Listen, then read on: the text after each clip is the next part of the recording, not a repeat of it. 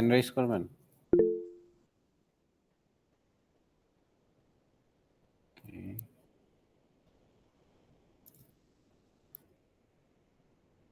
উম, 6 জন, ওকে।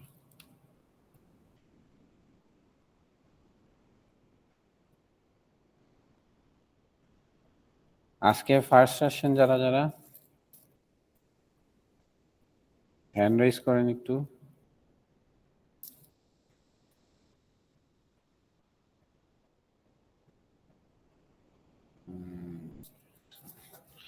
আচ্ছা, আমি তাহলে গত লাস্ট দিনেরটা একটু রিভিউ করি অল্প কুইকলি।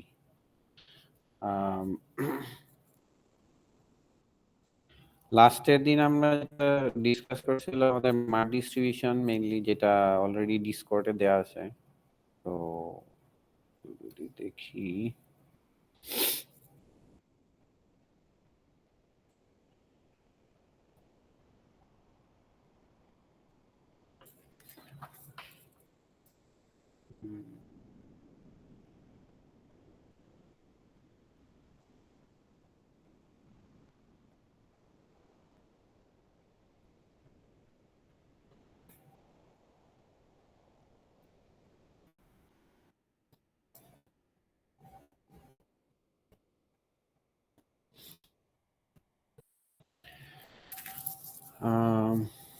এইটা হলো আমাদের কোর্স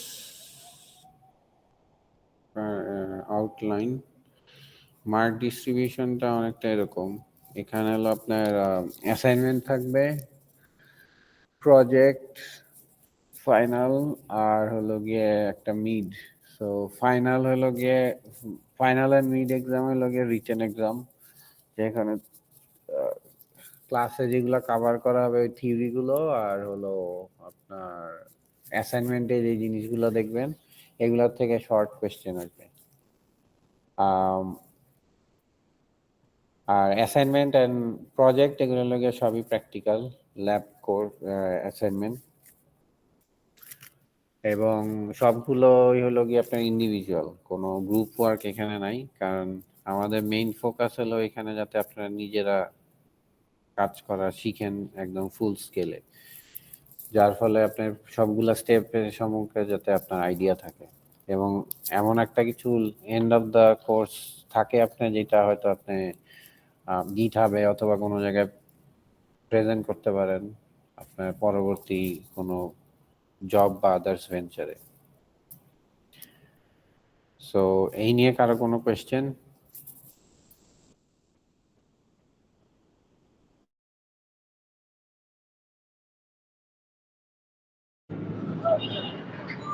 স্যার, আমরা কি কোনো ফিক্সড ফ্রেমওয়ার্ক ইউজ করব নাকি এটা ফ্রি?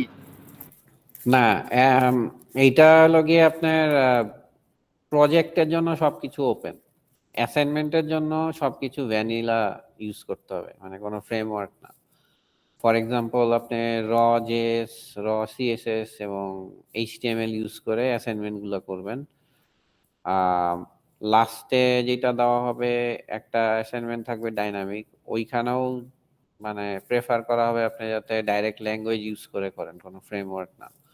আর প্রজেক্টের ক্ষেত্রে সবকিছু ওপেন, আপনি যে কোনো ফ্রেমওয়ার্ক, ফ্রন্ট এন্ড ফ্রেমওয়ার্ক আর ব্যাক এন্ড ফ্রেমওয়ার্ক অথবা ফ্রন্ট এন্ড টেমপ্লেট সবই ইউজ করতে পারবেন। বাট অ্যাসাইনমেন্টগুলোর ক্ষেত্রে না করা হয়, যাতে আপনি কোর সিস্টেমটা সম্বন্ধে আগে বুঝেন, জানেন, এবং পরবর্তীতে গিয়ে ফ্রেমওয়ার্ক এন্ড আদার লেয়ার্স গুলো ইউজ করেন।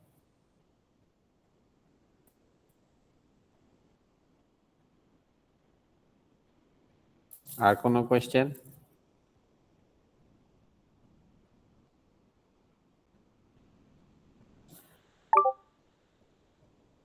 আচ্ছা, আরেকটা ব্যাপারে আমরা ডিসকাস করছিলাম লাস্টের দিন, সেটা হলো গিয়ে use of chat GPT. Chat GPT obviously use করবেন হেল্প নেওয়ার জন্য, কোনো সমস্যা নাই। বাট এমন যাতে না হয় যে আপনি ব্লাইন্ডলি একটা কিছু নিয়ে আসছেন যেটা সম্বন্ধে কিছুই জানেন না, আপনাকে কোয়েশ্চেন করলে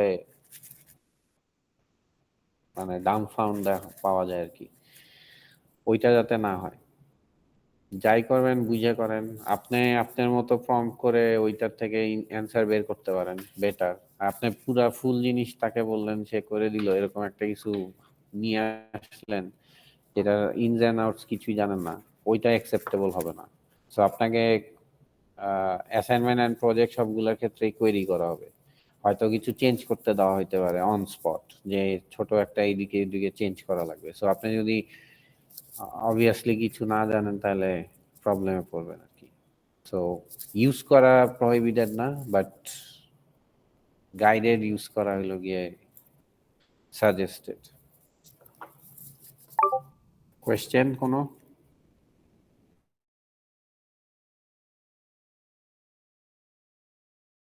ওকে, কোর্স আউটলাইনটা আপনাদের ডিসকর্ডের রিসোর্স সেকশনে দেওয়া আছে। আর নেক্সট তাহলে আমরা আমাদের লাস্ট দিন যেগুলো কভার করছি ওগুলো একটু কুইকলি গো থ্রু করতেছি।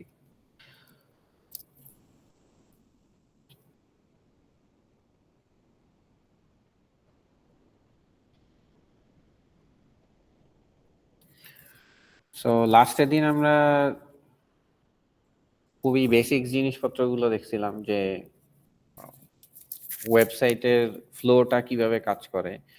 সেটার একটা ছিল হলো গিয়ে আপনার ওয়েবসাইটে যেটা হয় যে আপনার, আমরা যদি একদম লাস্টেরটাই চলে যাই তাহলে একটা জিনিস শুনতে হবে এইখানে। সো মেইন জিনিসটা যেটা, সেটা হলো গিয়ে এইখানে, যে আপনার ব্রাউজার থেকে একটা রিকোয়েস্ট করা হয়, যেটা সার্টেন ওয়েতে, মানে এইচটিটিপি প্রোটোকল ইউজ করে রিকোয়েস্টটা ইন্টারনেটের বা আপনার আইএসপি থ্রুতে পুরোপুরি ট্রাভেল করে আপনার সার্ভার পর্যন্ত পৌঁছায়। এবং এর মাঝখানে যেই জিনিসগুলো হয় ওগুলা নিয়ে আমরা ডিসকাস করছিলাম গতকালকে, মানে লাস্ট ক্লাসে। এবং পরবর্তীতে যেটা হবে যে আপনার সার্ভার কিভাবে এটাকে রিসিভ করবে এবং সেইটা কিভাবে প্রসেস করে ইউজারকে রেসপন্ড করবে, এই জিনিসগুলোও আমরা আরো ডিটেলস পরবর্তীতে দেখবো। এখানে জাস্ট খুব বেসিক জিনিসপত্র আমরা ডিসকাস করছি লাস্টের দিন।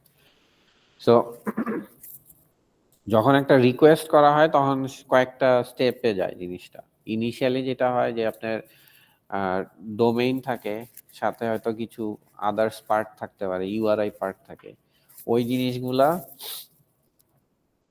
রিকোয়েস্ট করার সাথে সাথে ব্রাউজার যেটা করে, এই ডোমেইন থেকে এটার করেসপন্ডিং আইপিটা ফিগার আউট করে, যেখানে ডিএনএস বলতে একটা জিনিস এটাকে হেল্প করে। ডিএনএস এর লাগিয়া ডোমেইন নেম সিস্টেম, যেটা বেসিক্যালি বলতে পারেন একটা বুক কিপিং এর মতো। আপনার প্রত্যেকটা ডোমেইন নেমের এগেনস্টে একটা আইপি সে হোল্ড করে রাখে। এবং আপনি যখনই রিকোয়েস্ট করেন, ব্রাউজার মানে ব্যাক এন্ডে এটা একটা সাইলেন্ট স্টেপের মতো, যে রিকোয়েস্ট করে ডিএনএস এর কাছ থেকে আইপিটা নেয়, দেন অ্যাকচুয়ালি ওই সার্ভারের সাথে কমিউনিকেশন শুরু করে ব্রাউজার ইটসেলফ।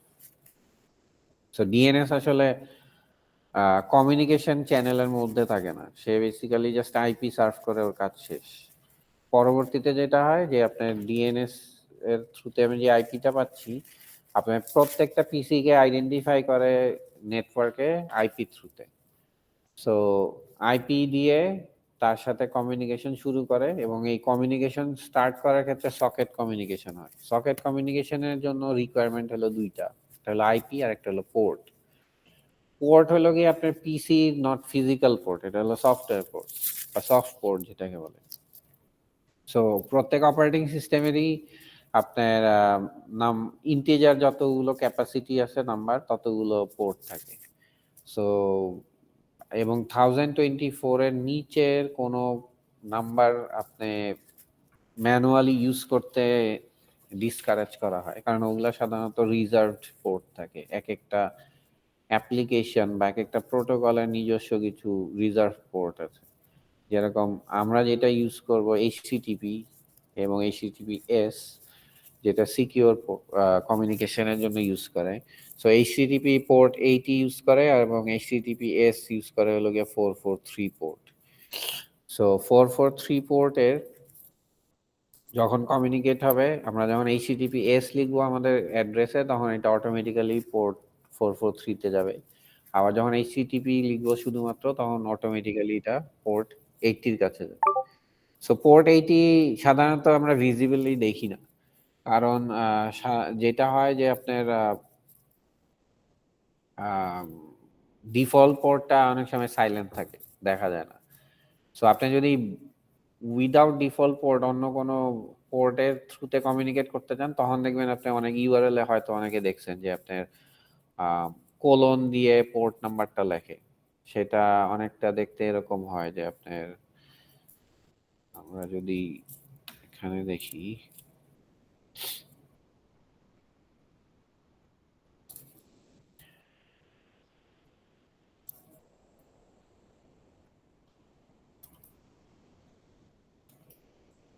স্ল্যাশ হয়তো ম্যাপ বা এরকম কিছু দিলাম, এখানে যেটা হবে সেটা হলো গিয়ে আপনার পোর্ট 8080 তে আমি কমিউনিকেট করার চেষ্টা করতেছি, যদিও তার পোর্ট 80 হলো গিয়ে ডিফল্ট। সো আমি যদি এটা দেই, এন্টার দেওয়ার সাথে সাথে দেখবেন এই পার্টটা গায়েব হয়ে গেছে। রিজন কি? রিজন হলো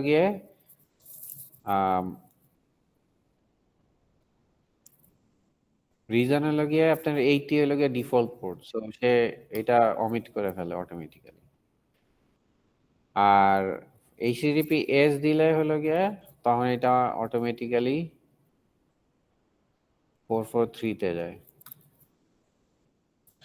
এটা হলো গিয়ে এইচটিটিপি প্রোটোকলের ডিফল্ট, এবং এটা সিস্টেমটাই হলো এরকম।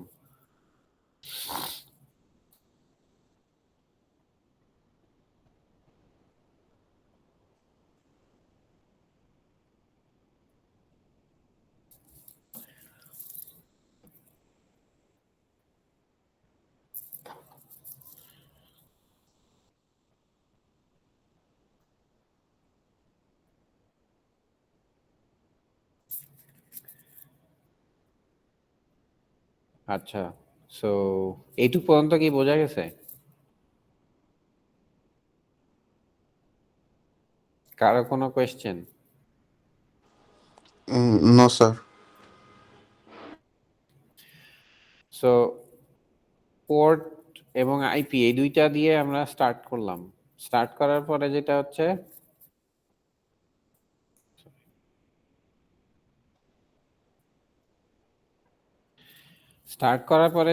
কমিউনিকেশন শুরু হয় এবং প্রোটোকল অনুযায়ী সে এইরকম একটা মেসেজ সেন্ড করে। যেহেতু আমরা ইউআরএল দিয়ে এন্টার দিয়েছি, যার ফলে সে গেট বলতে একটা রিকোয়েস্ট টাইপ সেন্ড করে। সো রিকোয়েস্টের কয়েকটা টাইপ আছে, ওগুলো আমরা ডিসকাস করব। সো সে গেট টাইপের একটা রিকোয়েস্ট সেন্ড করে, যার ফলে এরকম একটা মেসেজ সেন্ড করা হয় তাকে। গেট, তারপর স্পেস আছে একটা স্ল্যাশ, তারপর স্পেস, তারপর এইচটিটিপির প্রোটোকলের ভার্সনটা ইউজুয়ালি কমিউনিকেশন চ্যানেলে ইনিশিয়ালি নেগোশিয়েট করে সার্ভার এবং ব্রাউজার এই দুইজন। তো এইখানে স্ল্যাশ পার্টটা আসলে হলো গিয়ে ইউআরআই বলে এটাকে। আমরা যদি কোনো কিছু না লিখি তাহলে এরকম একটা স্ল্যাশ যায়, যেটা রুট বেসিক্যালি বুঝায়। আর যদি আমরা স্ল্যাশ এরকম দেই তাহলে এই এই এখানে সাধারণত এরকম একটা কিছু যাবে, এবং এটা হলো গিয়ে ইউআরআই পার্ট বলে এটাকে। সো ইউআরএল এর ভেতরে এই একটা পার্ট আছে যেটাকে ইউআরআই বলে স্পেসিফিক্যালি। সো এইটা যখন আমরা সেন্ড করি, এরপরে নেগোসিয়েশন হয় ব্রাউজার এন্ড সার্ভারের সাথে, এরপরে সে কমিউনিকেশন শুরু করে এবং সার্ভার ওই সাইড থেকে একটা রেসপন্স প্রোভাইড করে।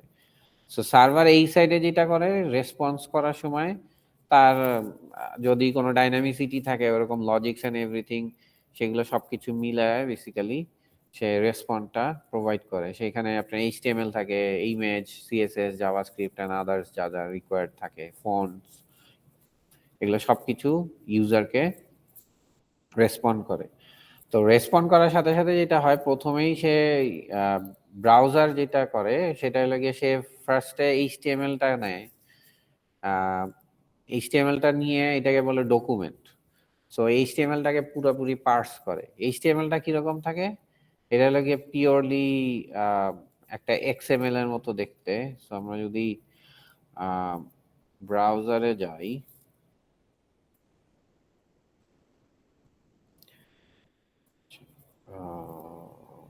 একটা মিনিট,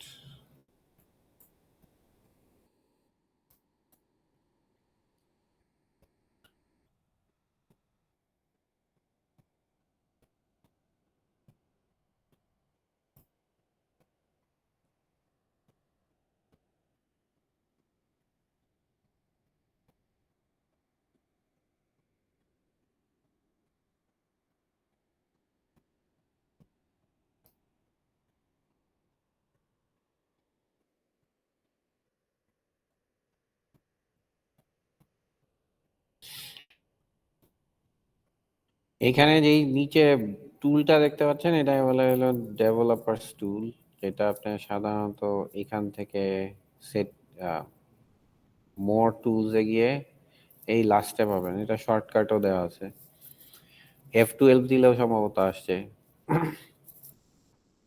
সো এইটা হলো গিয়ে আপনার ডেভেলপারস টুল ব্রাউজারের জন্য। এটা ক্রোম, ফায়ারফক্স সবারই আছে, বাট ক্রোমেরটা মোটামুটি extensive, comparatively easy to use. Anyway, তো এইখানে যদি আমরা দেই, এটা ফার্স্টে ক্লিয়ার করে নিই একটু। এখানে দেখেন প্রিজার্ভ লগ আছে, ক্যাশ ডিসেবল নাই। আচ্ছা, আর আমরা এটাকে যখনই দিব, এন্টার দেওয়ার সাথে সাথে কি হবে, এটা ফুল ফ্লোটা আমরা এখানে পাবো।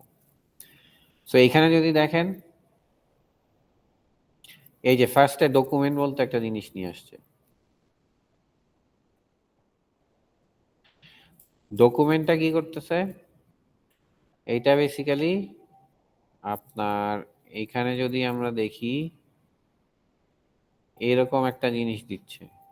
অরিজিনালি যেটার কন্টেন্টটা হলো এরকম, পিওরলি HTML যে বডিটা, এখানে হলো গিয়ে আপনার এই এলিমেন্টস গুলো দেওয়া আছে, লিঙ্কস, বুলেট পয়েন্ট, তারপরে জাস্ট টাইটেল, হেডার, এগুলো সব কিছু হলো এরকম ভাবে রাখা আছে। আর এইটা বাকি জিনিসপত্রগুলো হলো গিয়ে পার্স করে বের করে এখান থেকে। সো এখানে আমি CSS আছে আমার কতগুলা, তারপরে আপনার আছে হলো গিয়ে জাভাস্ক্রিপ্ট, ইমেজ, এগুলো সবকিছুই এখানে দেখা যাচ্ছে। তো এই স্ক্রিপ্টটাকে সে পার্স করে সবগুলা এলিমেন্ট গুলাকে আগে পিক করে যে কি কি তার আরো লাগবে এই পেজটাকে রেন্ডার করার জন্য। এর পরবর্তী সব কিছু সে এখানে রিকোয়েস্ট করা শুরু করে। আমরা যদি উপরের ফিল্টার থেকে দেই, ধরেন এতগুলা যে সে রিকল করছে, মানে ওই ডকুমেন্ট থেকে পার্স করে বের করছে যে এই জাভাস্ক্রিপ্ট গুলো লাগবে এই পেজ প্রপারলি রান করতে, সেগুলা সে সবকিছু এখান থেকে বের করছে।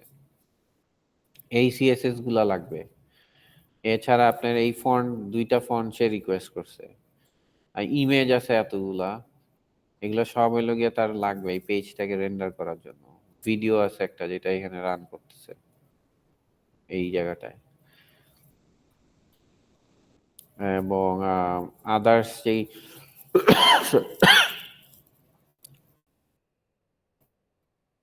আদার্স যে জিনিসগুলো লাগবে, এখানে একটা API কল আছে যেটা বেসিক্যালি গুগল অ্যানালিটিক্স। তো এই সব কিছু মিলায় হলো গিয়ে টোটাল আপনার এই কন্টেন্টটাকে রিপ্রেজেন্ট করতেছে।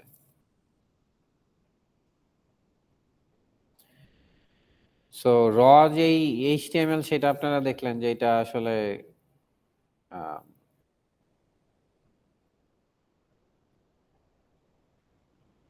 এরকম ভাবে থাকলেও এটা অ্যাকচুয়ালি ভিউটা হয় এরকম। এই পুরা জিনিসটাকে, ভিউটাকে সুইচ করছে হলো গিয়া CSS। সো এইটার উপরে যখন CSS অ্যাপ্লাই করা হয়েছে, তখন অ্যাকচুয়ালি আমরা এই উপরের লুক অ্যান্ড ফিলটা পাচ্ছি। সো CSS সিগনিফিকেন্সটা বোঝাই যাচ্ছে এখানে। আম,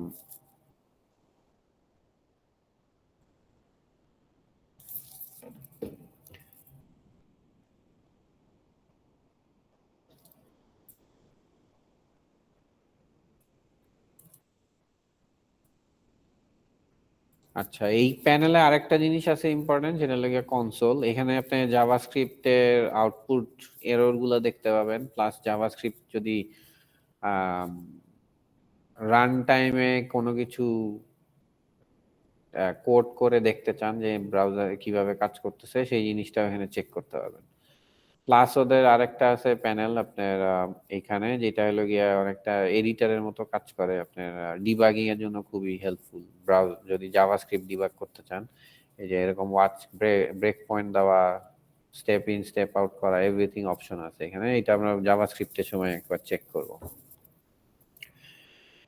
এছাড়া আছে আপনার পারফরমেন্স চেকের অপশন, যেটা আপনার লাইট হাউস বলতে একটা জিনিস আছে, এটা দিয়ে আপনি খুব সহজেই আপনার একটা পেজের রেন্ডার কিভাবে হচ্ছে, কোন কোন পারফরমেন্সে এরর আছে, কি কি ইমপ্রুভমেন্ট করা সম্ভব, এভরিথিং এটা অ্যানালাইজ করে আপনাকে আউটপুট দিয়ে দেয়।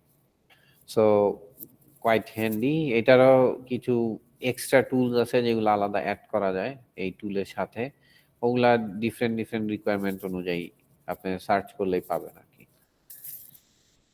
সো এই গেল হলো গিয়ে আমাদের বেসিক রিকোয়েস্ট অ্যান্ড রেসপন্সের স্ট্রাকচার।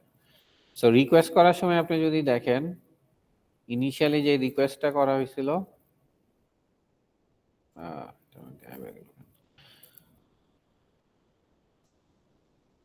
আচ্ছা, সো ইনিশিয়ালি যে রিকোয়েস্ট করা হয়েছিল ওখানে এই যে ধরেন রিকোয়েস্ট টাইপে যে দেখেন গেট রিকোয়েস্ট আছে 403 আসছে, কারণ হলো গিয়ে এটা আমরা ক্যাশ থেকে লোড করছি, যেহেতু আমরা ক্যাশ ডিসেবল করা নাই, এনাবল করা আছে।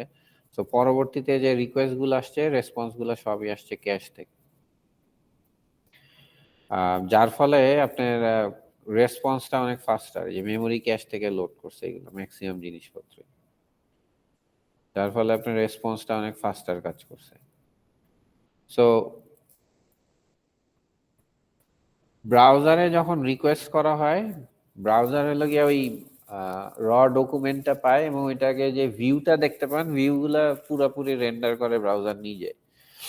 সো মাল্টিপল ব্রাউজারে যদি একই পেজ ভিউ করেন দেখবেন স্লাইড ডিফারেন্স পাওয়া যায়।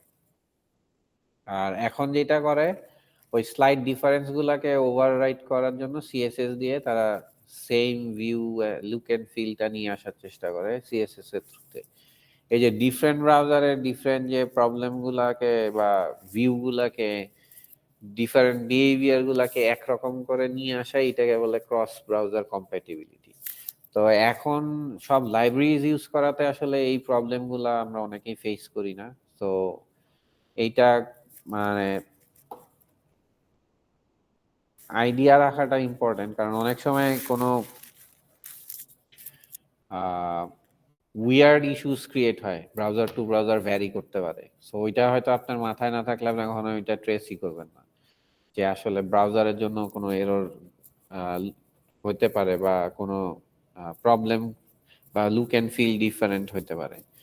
সো এই জিনিসটা মাথায় রাখা দরকার যে cross browser compatibility is a issue, যেটা আপনার রেডিমেড যে ফ্রন্ট এন্ড ফ্রেমওয়ার্ক বা টেমপ্লেট ইঞ্জিন গুলো পাওয়া যায়, এগুলো অনেকটাই মিটিগেট করে, বাট প্রবলেম রেজ করতেই পারে যে কোনো টাইমে নতুন কিছু। সো এটা আপনাদের জানা থাকা জরুরি।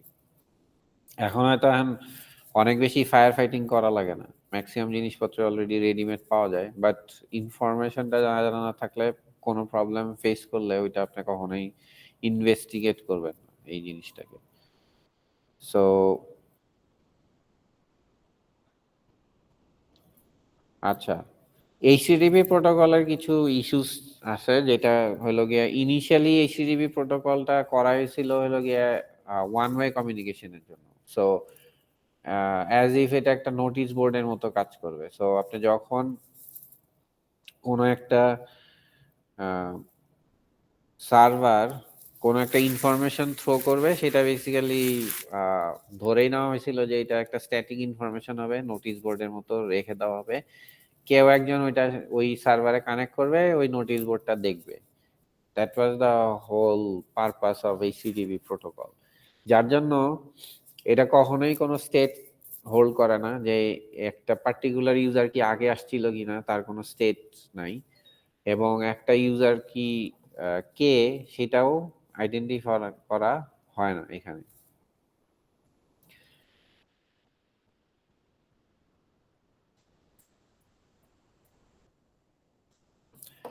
যার ফলে এই দুইটা ইস্যুস রয়ে গেছে আপনার এইচটিটিপি প্রোটোকলে। সো এটা স্টেট হোল্ড করে না এবং ইউজারকে আইডেন্টিফাই করার কোনো অপশন নাই।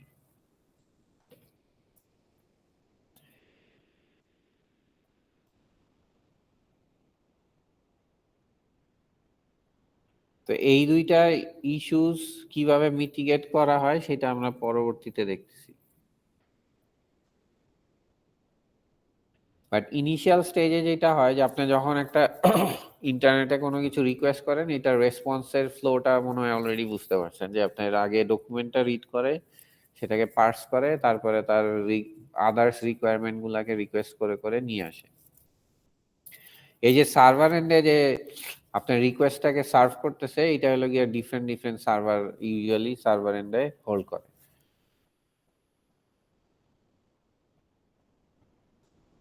সো এইখানে যেটা হয় যে এইগুলা হলো কি আপনার কিছু সার্ভার আছে যেগুলো সাধারণত আপনার এই অনলাইনে যে সার্ভার গুলা থাকে এগুলা ওই ওয়েব সার্ভার গুলা হিসাবে কাজ করে।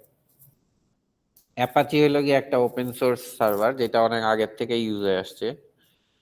এর পরবর্তীতে এনজিনএক্স আরেকটা সার্ভার রেইজ করে যেটা হলো অ্যাপাচির কিছু মেমোরি রিলেটেড ইস্যুস আছে যেটা ফাস্টের থেকে হয়ে আসছে, যেভাবে তারা যেই টাইপের রিকোয়েস্ট ভলিউম সার্ভ করতে হবে এরকম কোনো প্রেডিকশন আগে ছিল না। তো এখন এত ভলিউম বেড়ে গেছে যে ওই মেমোরি রিলেটেড ইস্যুস গুলা অ্যাপাচির জন্য একটা প্রবলেম ক্রিয়েট করা শুরু করছে, যেইটাকে মিটিগেট করে আপনার এই এনজিনএক্স পরবর্তীতে আসে এবং আস্তে আস্তে এটা ভালো গ্রোথ পাচ্ছে এবং ম্যাক্সিমাম জায়গায় এখন আস্তে আস্তে এনজিনএক্স এ রিপ্লেস হয়ে যাচ্ছে। বাট আগের যত সার্ভার আছে ওগুলো এখনো স্টিল অ্যাপাচি ইউজ করে। এছাড়া মাইক্রোসফটের নিজস্ব একটা সার্ভার আছে আইআইএস, এবং গুগলের একটা আছে গুগল ক্লাউড সার্ভার বা এরকম কিছু একটা নাম আছে, যেটা গুগল নিজস্ব প্রোপ্রাইটারি, ওটা থার্ড পার্টি অ্যাক্সেস নাই। সো গুগল ক্লাউড যদি কেউ ইউজ করে তখন ওই সার্ভারটাকে সে ইউজ করা যায়। তো ওয়েবের ইউজুয়াল কনসেপ্টের মধ্যে আছে আর কি দুইটা পার্ট, একটা হলো গিয়ে ক্লায়েন্ট আর একটা সার্ভার। ক্লায়েন্ট এন্ডে হলো গিয়ে আপনার ব্রাউজারের থ্রুতে কমিউনিকেশন হয়, আর সার্ভার এন্ডে সার্ভার অ্যাপ্লিকেশন যেটা আমরা একটু আগে দেখলাম এগুলো। ক্লায়েন্ট সাইড প্রোগ্রামিং বলতে বোঝায় হলো গিয়ে আপনার জাভাস্ক্রিপ্ট, যদিও এখন সার্ভার সাইডেও আপনার জাভাস্ক্রিপ্ট ইউজ করা হয়, বাট এটা বেসিক্যালি আপনার ব্রাউজারের যে জাভাস্ক্রিপ্ট কম্পাইলার আছে V8 যেটা ক্রোমের, ওইটাকেই একটা স্ট্যান্ডঅ্যালোন অ্যাপ্লিকেশন হিসাবে রান করা হয় সার্ভারে, যদিও এখন আলাদা ফর্ক হয়ে নিজস্ব ভার্সন ক্রিয়েট হয়েছে। বাট দেন এগেইন এটা বেসিক্যালি স্পন হয়েছে হলো গিয়ে আপনার ব্রাউজারের ভেতরের থেকেই, কারণ জাভাস্ক্রিপ্টটা ক্রিয়েটই করা হয়েছিল হলো it was a programming language, simple scripting language for browser. So ওই কম্পাইলারটাকেই এখন সার্ভার হিসাবে ইউজ করা হয়, যার জন্য ওইটাও ব্যাক এন্ডে ইউজ হয়।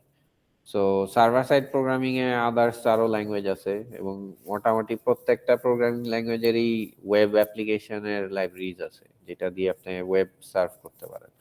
পাইথন, রুবি, পার্ল, তারপরে আপনার জাভা, জাভাস্ক্রিপ্ট, আর কি আছে, পিএইচপি, এগুলো সবই হলো গিয়ে আপনার back end web application serve করার জন্য অপশন আছে আর কি। কারো কোনো কোয়েশ্চেন সো ফার?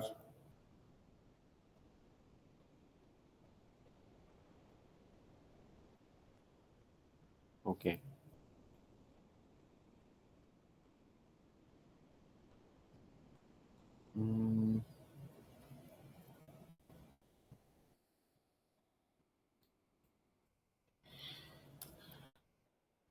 সো এইখানে একটা জিনিস আছে, সেটা হলো কি আপনার এই যে ব্রাউজারের হিস্ট্রি গুলার একটা ফ্লো আছে এখানে, কোন কবে কি হয়েছিল এইটা আপনারা মনে হয় যদি আহ উম,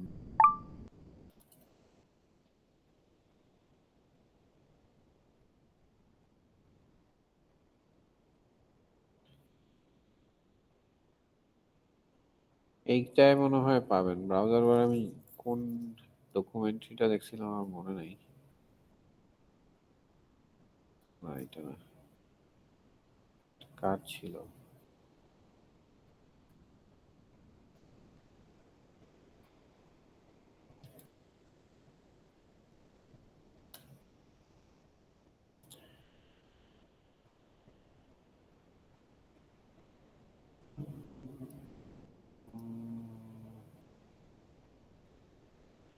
এইটা মনে হয় খেয়াল নাই, অনেক আগে দেখছি।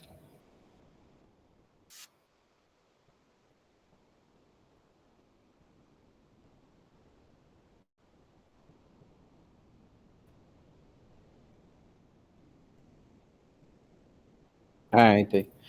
আচ্ছা এটা আমি দিয়ে দিচ্ছি আপনাদের। আরেকটা আছে লাগে ওএস ওয়ার। এই দুইটা একটু দেখে নিন, তাহলে মোটামুটি ম্যাক্সিমাম ফ্লোটা বুঝতে পারবেন যে কোনটা কিভাবে আসছে, কি স্ট্র্যাটেজি ফলো করে।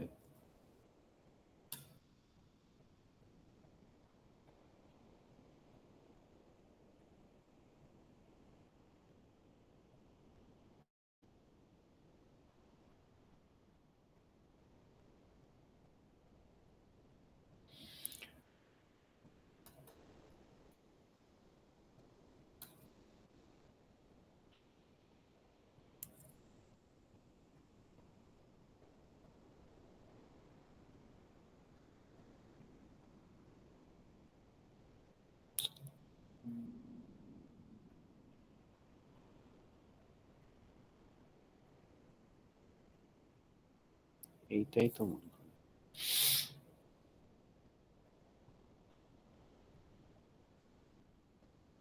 হুম হুম।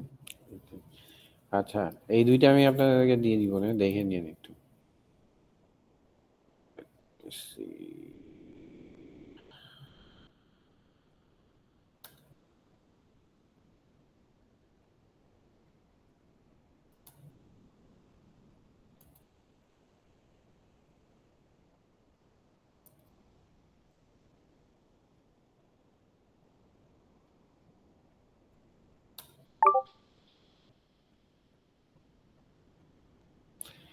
ওকে।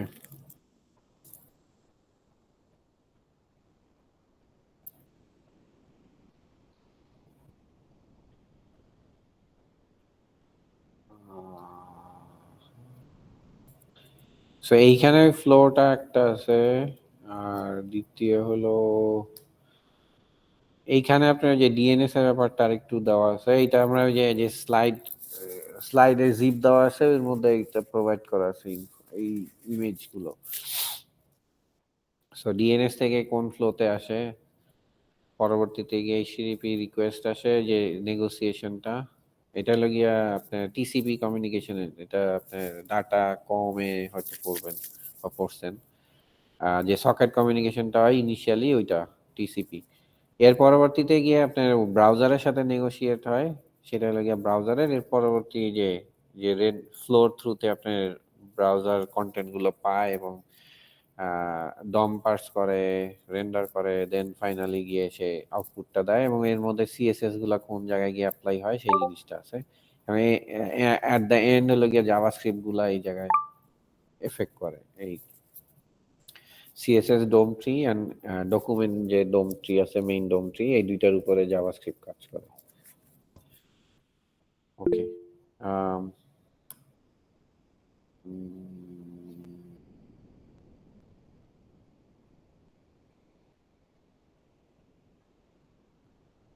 হ্যাঁ বলেন।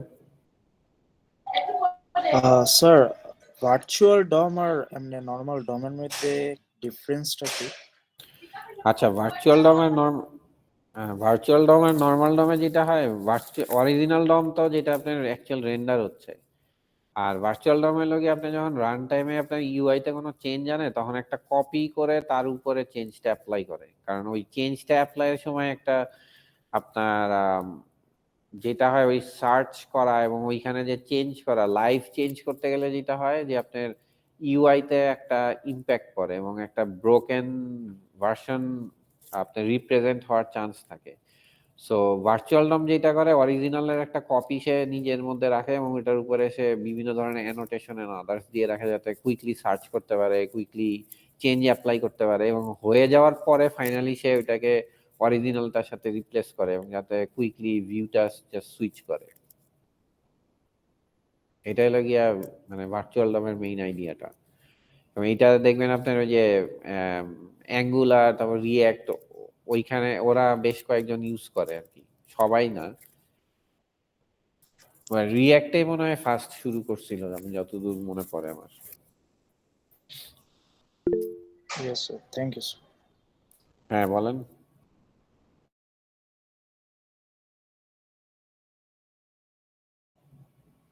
কিছু বলবেন সালমান? স্যার ভুলে চাপ পড়ছে স্যার, সরি স্যার। ওকে।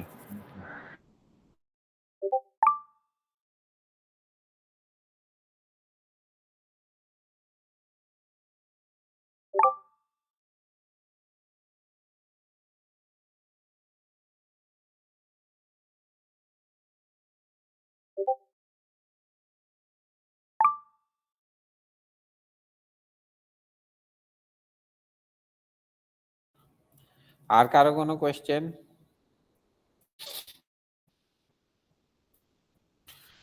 ওকে, সো আমাদের ফ্রন্ট এন্ডের বা ক্লায়েন্ট এন্ডের যে ক্ষেত্রে যে জিনিসগুলো লাগবে সেটা হলো গিয়ে এইচটিএমএল, সিএসএস এবং জাভাস্ক্রিপ্ট। এইচটিএমএল হলো গিয়ে হাইপারটেক্সট মার্কআপ ল্যাঙ্গুয়েজ, সিএসএস হলো ক্যাসকেডিং স্টাইল শিট, আর জাভাস্ক্রিপ্ট তো অবভিয়াসলি আপনি ডাইনামিসিটি এন্ড ম্যানিপুলেশনের জন্য ফ্রন্ট এন্ডে ইউজুয়ালি ইউজ করা হয়। বাট ব্যাক এন্ডের ব্যাপারে আমরা আপাতত যাচ্ছি না, ওটা পরবর্তী বিষয়। আম,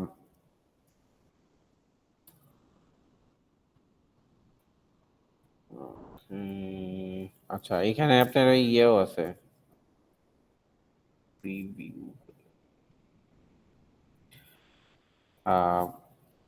এইখানে হলো আপনার ইন্টারনেটের যে ফ্লোটা, যে কিভাবে আসছে, কবে কি হয়েছে, ওইটার একটা ফ্লো আছে, যেটা আপনি হয়তো ওই ব্রাউজার ওয়ার দেখলেও মোটামুটি বুঝতে পারবেন এই ফ্লোটা।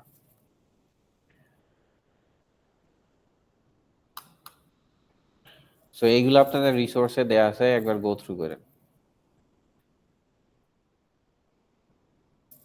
আচ্ছা, নেক্সট যে পয়েন্ট আমরা ডিসকাস করতে যাচ্ছি সেটা হলো এইচটিটিপি প্রোটোকল। সো এইচটিটিপি প্রোটোকলে যেটা হয়েছে সেটা হলো কি আপনার অনেকদিন এইচটিটিপি 1.0 ছিল, 1.1 এবং 1.2 এরকম বেশ কয়েকটা ভার্সন আইটারেট করা হয়েছে, যেটা অনেক দিন ছিল। পরবর্তীতে 2015-এ এসে এইচটিটিপি ভার্সন 2 তে যায়। তার আগ পর্যন্ত অনেক আইটারেশন করা হয়েছে এবং এই আইটারেশন গুলা সাধারণত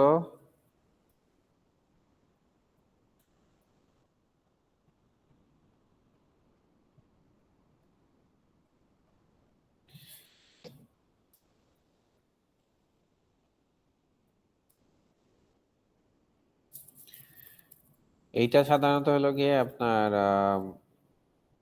স্পিড, সিকিউরিটি এগুলোর উপর মেইনলি ফোকাস করা হয়েছে। আপনার 2015-এর যদি আপনার গুগল যে আয়ো, ওইটার যদি দেখেন, গুগল আয়োতে ওরা এখানকার অনেক মেজর জিনিসপত্র রিভেল করছে, কারণ এখানে গুগলের অনেকগুলা কন্ট্রিবিউশন আছে। ওরা ক্রোম ব্রাউজারের থ্রুতে কাজ করার সময় ওরা অনেক ধরনের নতুন নতুন জিনিসপত্র এক্সপেরিমেন্ট করছে, যেহেতু আমরা ফ্রি টুল প্যাচ সবাই ইউজ করছি। সো ম্যাথ পিপলের উপরে ওরা এক্সপেরিমেন্ট করে অনেক কিছু নতুন ট্রাই করছে, চেঞ্জ করছে। তার পরবর্তীতে যেগুলা মোটামুটি ইউজেবল, ওই জিনিসগুলা সাধারণত এই স্ট্যান্ডার্ড হিসাবে এইচটিটিপি 2 তে নিয়ে আসা হয়েছে। মানে ওদের কন্ট্রিবিউশন আছে, আরো থার্ড পার্টি মোজিলারও অনেক কন্ট্রিবিউশন আছে, সবাই মিলে সাধারণত এই জিনিসটা নিয়ে আসা হয়েছে। এবং এখানে মেজর যেটা ছিল সেটা হলো কি আপনার, আমরা যেই জিনিসটা দেখলাম, এই যে এইচটিটিপি কি করা হচ্ছিল, যে আপনার ডকুমেন্টটা রেন্ডার করে সেটার কন্টেন্ট গুলাকে আমি আবার রিকোয়েস্ট করতেছি। তো এইখানে কিছু ইন্টেলিজেন্স নিয়ে আসা হয়েছে, সেটা হলো গিয়ে আপনার পেজে, যেহেতু আপনি জানেন যে এই পেজ রেন্ডার হইতে বা রিকোয়ারমেন্ট কি কি আছে, ওইখানে যেটা দেখা গেছে যে ওরা ফার্স্টে যখন রিকোয়েস্ট করে, কারণ আপনার এই যে যতগুলা এলিমেন্ট, প্রত্যেকটা দেখবেন আলাদা আলাদা রিকোয়েস্ট, এবং প্রতিটা আলাদা রিকোয়েস্ট মানে হলো গিয়ে আলাদা করে সকেট কমিউনিকেশন, আলাদা করে চ্যানেল ক্রিয়েট করা, রিকোয়েস্ট রেসপন্স, হ্যান্ডশেকিং, তারপরে গিয়ে ফাইনালি কন্টেন্ট গুলো সে রিসিভ করতেছে, মানে প্রতিটার জন্য আলাদা আলাদা রিকোয়েস্ট যাচ্ছে। তো এইটাকে মিটিগেট করার জন্য একটা করা হয়েছিল গিয়ে বান্ডেল করা হয়েছে, সেটা হলো গিয়ে আপনার যে মেজর রিকোয়ারমেন্ট গুলা, ওগুলা সাধারণত একসাথে ওই ডকুমেন্টের সাথেই বান্ডেল হয়ে চলে আসে, তাহলে কনকারেন্ট যে ফ্রিকোয়েন্ট রিকোয়েস্ট ওইটা আর লাগতেছে না। আরেকটা যেটা করা হয়েছিল গিয়ে কম্প্রেশন।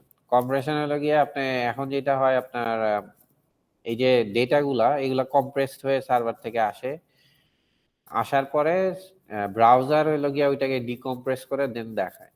সো এইখানে একটা বড় ধরনের ব্যান্ডউইথ সেভ হয়, যদিও আপনার সিপিইউ ইউজেজটা বাড়ে, বাট দো এটা হলো গিয়ে ব্যান্ডউইথ সেভ করে, আপনার ফাস্টার রেসপন্স পাওয়া যায় যেহেতু কন্টেন্ট সাইজ কমে গেছে জিপ হয়ে।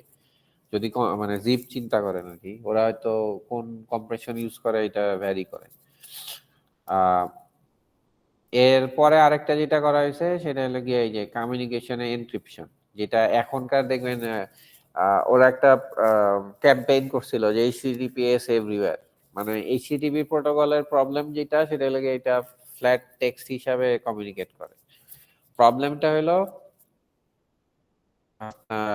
সিকিউরিটি কিছু থাকে না, কারণ আপনি যখন দুইটা পয়েন্টের মধ্যে কমিউনিকেট করতেছেন, সরি এই যে দুইটা পয়েন্টের মধ্যে যখন কমিউনিকেট করতেছেন তখন সাধারণত যেটা হয় যে আপনার এই যে ব্রাউজার থেকে সার্ভারের কাছে যে আসে, এর মাঝখানে কেউ চাইলে ইভসড্রপিং করতে পারে বা প্যাকেট স্নুপিং বলে, দুইটাই একই অলমোস্ট সিমিলার কাজ। সো ওইখানে যেটা হয় যে আপনার ইনফরমেশন কি সেন্ড করতেছেন অথবা কি রিসিভ করতেছেন ওটা অন্য কেউ জেনে যাওয়ার চান্স থাকে। তো এইচটিটিপিএস ওই জিনিসটাকে মিটিগেট করে, মানে সেই এনক্রিপ্টেড কমিউনিকেশন শুরু করে, যার ফলে ওই ইভসড্রপিংটা অনেকাংশে হ্যান্ডেল করা যায়। তো এখন যেটা হয় আপনি দেখবেন কোনো ওয়েবসাইটে গেলেই এইচটিটিপি যদি হয় তাহলে ওয়েব ব্রাউজারই এটাকে একটা ওয়ার্নিং দিয়ে আটকে দেয়, আপনাকে ওই সাইটটা ব্রাউজ করতে দেয় না, দেখছেন হয়তো অনেকেই, বা ওয়ার্নিং দিতে থাকে এবং আপনাকে কন্টিনিউয়াসলি মানে অ্যাকসেপ্ট করে ঢুকতে হয় যে এটা একটা রিস্ক ফ্যাক্টর আছে, আপনি এগ্রি করলে দেন তারা ওইটাকে এন্টার করতে দেয়। তো এইগুলা জিনিস মোটামুটি তারা চেষ্টা করছে হ্যান্ডেল করার। আরেকটা হলো মাল্টিমিডিয়া। মাল্টিমিডিয়া সাপোর্ট আগে ছিল না, আগে যেটা ছিল জাভাস্ক্রিপ্ট দিয়ে প্লে করতে হতো ভিডিও বা আদার্স, এখন ব্রাউজার ইটসেলফ অনেক ধরনের মিডিয়া ডিফল্ট সাপোর্ট দিতে পারে, যার ফলে আপনার থার্ড পার্টি লাইব্রেরির উপরে প্রেশার কমছে, আপনার ব্রাউজার আর একটু বেশি পাওয়ারফুল হয়েছে, এই জিনিসগুলো আর কি। তো এই যে গেট রিকোয়েস্টে যেটা হয় যে এই যে ইউআরএলটা অনেকটা এরকম ফ্লো থাকে বা স্ট্রাকচার থাকে, প্রোটোকল, তারপরে হলো গিয়ে ডোমেইন নেম বা সার্ভার নেম, তারপরে হলো গিয়ে ইউআরআই পার্টটা। আপনি যদি কোনো কিছু না থাকে তাহলে শুধু স্ল্যাশ যাবে, আর স্ল্যাশটা বোঝার একটা অপশন হলো গিয়ে আপনি যদি টপ হেডটাকে চেক করেন এটা ফরওয়ার্ড স্ল্যাশ, আর পিছনের দিকে থাকলে ওটাকে ব্যাকওয়ার্ড স্ল্যাশ বলে। সো উপরের এন্ডটাকে যদি খেয়াল করেন তাহলে আপনি মনে রাখা easy, forward slash and back slash. So usual যেটা এটা লাগে ফরওয়ার্ড স্ল্যাশ ইউজ করা হয় ওয়েব অ্যাড্রেসের ক্ষেত্রে, এবং লিনাক্সে ব্যাকওয়ার্ড স্ল্যাশ সাধারণত উইন্ডোজেই ম্যাক্সিমাম জায়গায় ইউজ হয়। উইন্ডোজের ফোল্ডার গুলা ট্রাভার্স করার জন্য দেখবেন ব্যাকওয়ার্ড স্ল্যাশ ইউজ করে, আমি জানি না রিসেন্টলি চেঞ্জ করছি কিনা। সো এই হলো গিয়ে আপনার রিকোয়েস্ট টাইপ, যেটা আমরা এর আগে একটু আগে দেখলাম। সো এটা কমিউনিকেশন শুরু করে এবং সে যে রেসপন্স করে, এই যে রেসপন্সের একটা টাইপ আছে এখানে যদি দেখেন, এটা 200, যেটা আপনার পেজ যখন ব্রাউজ করবেন আপনার যদি সব কিছু ঠিক থাকে তাহলে সাধারণত 200 রেসপন্স করে। আমরা ওইটা দেখি না, কারণ হলো গিয়ে তখন আমরা আসলে কন্টেন্টটাই দেখি। আমরা যেরকম এইখানে যদি খেয়াল করি, এটাকে ক্লিয়ার করে দেই, স্ল্যাশ কিছু একটা দিলাম উল্টা পাল্টা,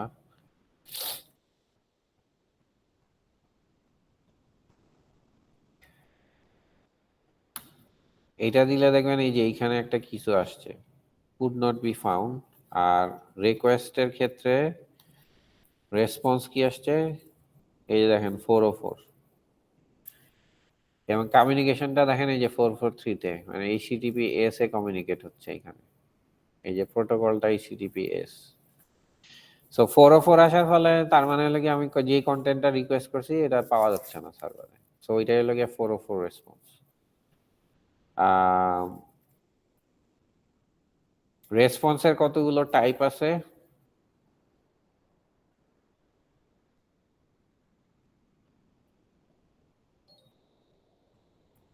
টু 200 তো আমরা দেখলাম, 404ও দেখলাম। এছাড়া আছে আপনি যদি কন্টেন্টটা রিডাইরেক্ট হয় তখন সাধারণত আপনার ইয়েটা লাগে,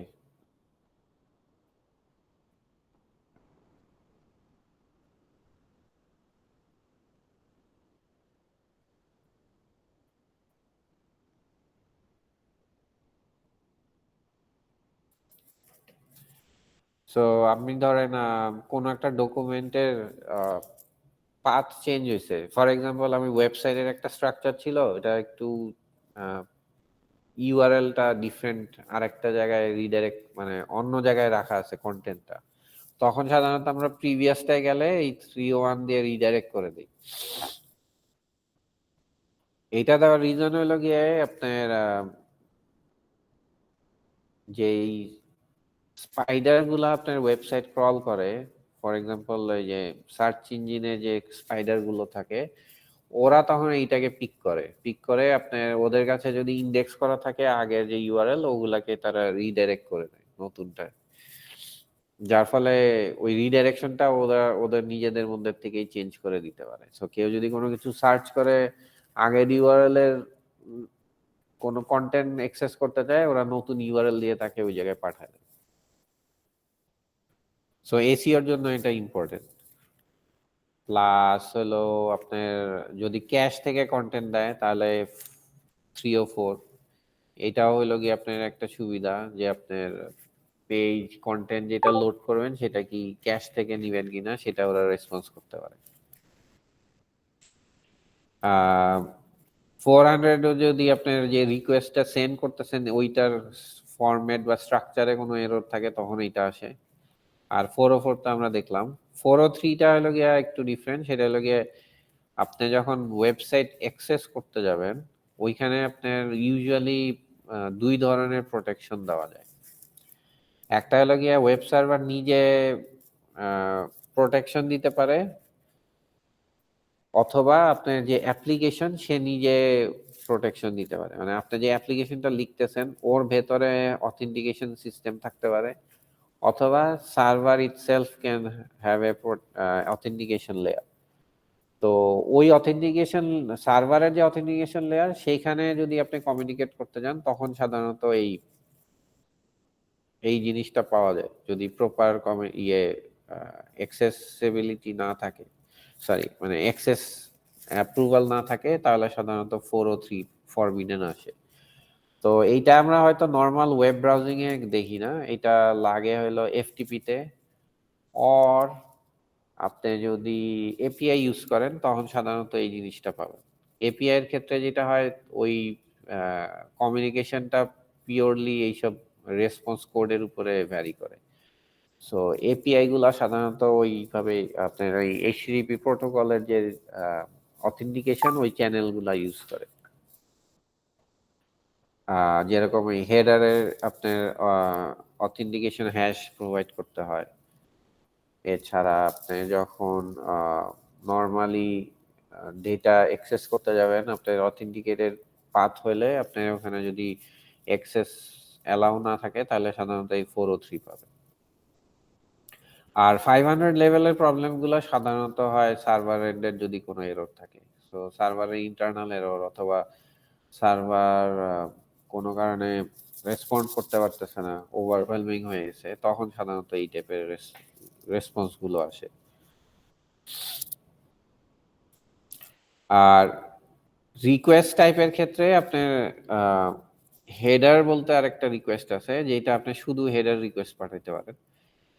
এছাড়া আপনার নর্মাল এইচটিটিপি অন্য যে রিকোয়েস্ট গুলা প্রত্যেকটার সাথে হেড সেকশনটা সব সময় যায়। একটা রিকোয়েস্ট হেড সেকশন থাকে আর একটা রেসপন্স হেড সেকশন থাকে। সো রিকোয়েস্টে আপনি কি কি পাঠাচ্ছেন সেখানে সাধারণত থাকে হলো গিয়ে, সরি এটা রেসপন্স, আচ্ছা রেসপন্সে যেটা থাকে সেটা সাধারণত হলো গিয়ে আপনার অনেকগুলা ইনফরমেশন আছে, আমরা কয়েকটা জাস্ট দেখতেছি আপাতত। এই যে এখানে দেখেন একটা, এই যে এটা হলো গিয়ে আপনার কম্প্রেশন টাইপ, এটা সার্ভার এন্ড থেকে বলে দিচ্ছে যে এটা এই কম্প্রেশন টাইপে কন্টেন্টটা পাঠানো হয়েছে। সো সার্ভার তখন ওইটার উপর বেস করে ডিকম্প্রেস করে কন্টেন্টটা রিসিভ করার পরে। ডেট থাকে কন্টেন্টের, কবে রেসপন্ড করা হইলো, সার্ভার কি টাইপের সার্ভার সেটা আমরা এখান থেকে দেখতে পারবো। এই যে nginx সার্ভার ইউজ করে ব্র্যাকেটটা, সো এটা এখানে দেখা যাচ্ছে। লাস্ট কবে মডিফাই করা হয়েছে কন্টেন্ট যেটা আমরা রিকোয়েস্ট করতেছি সেটা এখানে দেওয়া আছে।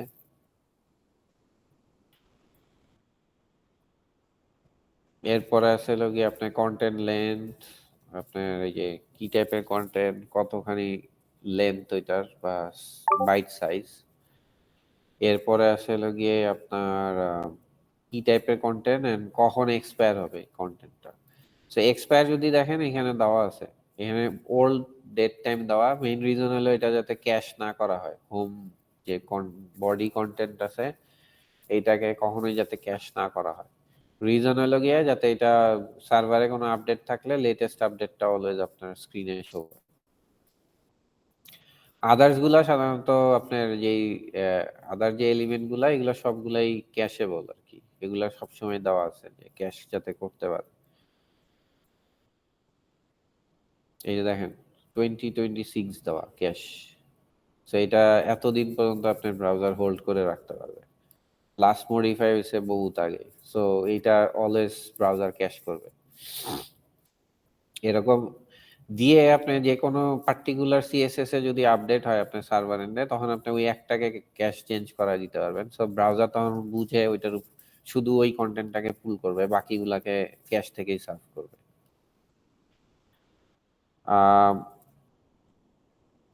আচ্ছা, এটা 404 এর একটা এক্সাম্পল, 200, 301।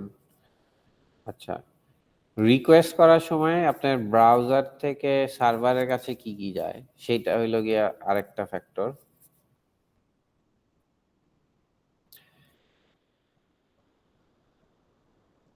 এই যে রিকোয়েস্টের এইখানে আমরা যদি দেখি ইউজার এজেন্ট বলতে একটা জিনিস যায়, যেটা হলো বেসিক্যালি এই জিনিসটা। এটা একটা ইম্পর্টেন্ট পয়েন্ট, সেটা হলো গিয়ে আপনি কি টাইপের ওএস এর কোন ব্রাউজার ভার্সন ইউজ করতেছেন, ইঞ্জিন কোর ইঞ্জিন কোনটা, এগুলো সবকিছু ইনফরমেশন সাধারণত দেওয়া হয়। একটা মেজর পয়েন্ট হলো এটার ইউজেজ, সেটা হলো গিয়ে আপনার এক হলো অ্যানালিটিক্স এটাকে পিক করে, বোঝার চেষ্টা করে যে কি টাইপের ইউজার, মোবাইল থেকে আসছে না ডেস্কটপ বা ট্যাব, এবং কোন ওএস ইউজ করতেছে। এগুলার সেগ্রেগেশন আপনি গুগল অ্যানালিটিক্স ইউজ করলে দেখতে পারবেন। ওরা দেখাইতে পারে যে এতজন ইউজার মোবাইল ইউজার, এতজন হইলো গিয়া এই অপারেটিং সিস্টেম ইউজ করে, এতজন এত অপারেটিং সিস্টেম ইউজ করে। এই ইনফরমেশন গুলা সাধারণত সে প্রোভাইড করে এইটা অ্যানালাইসিস করে। এবং সার্ভারও সাধারণত আপনি যদি ফেসবুকে যান, যেখানে ফেসবুকের দেখবেন মোবাইল ভিউ আলাদা, ডেস্কটপ ভিউ আলাদা, ওই সুইচিং গুলা সাধারণত এই এজেন্টের উপরে বেস করেই করে।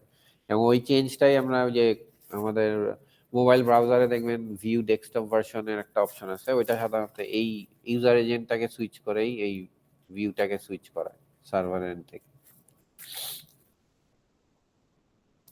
রেফারারটা হলো গিয়ে আপনার সার্ভারের, যেই সার্ভারে আমরা ভিজিট করতেছি তার জাস্ট আগ মুহূর্তে আমরা কোন সাইট থেকে আসছি সেইটা অ্যানালিসিস করে, এবং ওইটা অ্যানালিসিস করে সে বের করার চেষ্টা করে যে এই যেই সাইটটা আমরা কারেন্টলি আছি এই সাইট আসলে কোন কোন সাইট থেকে লিংক করা। অথবা আপনি যদি সার্চ ইঞ্জিন থেকে আসেন তাহলে ট্র্যাক করা যায় কোন কিওয়ার্ড সার্চ করে এই ওয়েবসাইটটাকে সে পিক করছে। মেইন রিজন হলো গিয়ে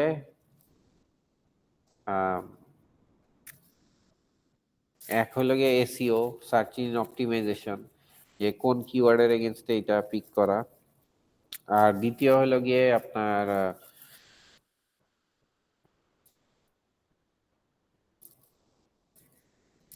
আপনার ওয়েবসাইটটা আসলে কোন কোন ওয়েবসাইট থেকে লিংক করা হয়েছে সেটা আপনি ট্রেস করতে পারবেন।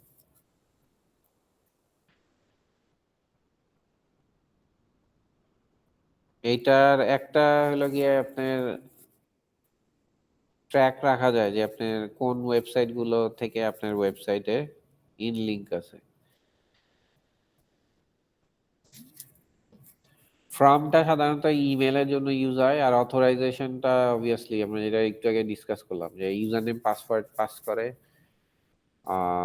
অথবা বেয়ারার টোকেন বলতে একটা জিনিস পাস করে যেটা দিয়ে আপনি অথেন্টিকেট করে সার্ভার যে ইউজারটা অথেন্টিকেটেড ইউজার কিনা, যেটা এপিআই তে এবং এফটিপি তে ইউজ করা হয় হেভিলি।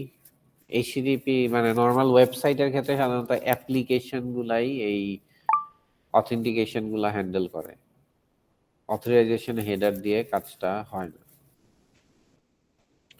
আর ইফ মডিফাইড সিন্সটা হলো গিয়ে আপনার ক্যাশিং মেকানিজমের জন্য ইউজ করা হয়, যে লোকাল ক্যাশে লাস্ট মডিফাইড কি কন্টেন্ট আছে ওইটা দিয়ে আপনি শুধু হেড রিকোয়েস্ট করা যায়, শুধু হেড রিকোয়েস্ট করে ইউজারের কাছ থেকে আগে মানে সার্ভার থেকে আগে জেনে নিতে পারে যে এই কন্টেন্টটা আমার কাছে যেটা আছে সার্ভারে এই কন্টেন্টের থেকে আপডেটেড কিছু আছে কিনা, তাহলে আমি আনবো সার্ভার থেকে, অথবা লোকাল যে কপি আছে ওইটা দিয়েই কাজটা সার্ভ করব।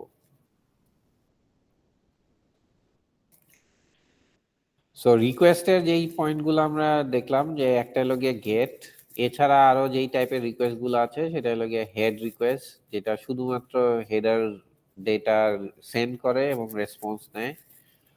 পোস্ট রিকোয়েস্ট আছে যেটা গেটের মতো কিন্তু ডেটা যে পাস করা হচ্ছে, আমরা এটা আরো ডিটেলস পরে দেখব, এই ইনফরমেশন বা ডেটাগুলো সাধারণত এনকোডেড ওয়েতে যায়।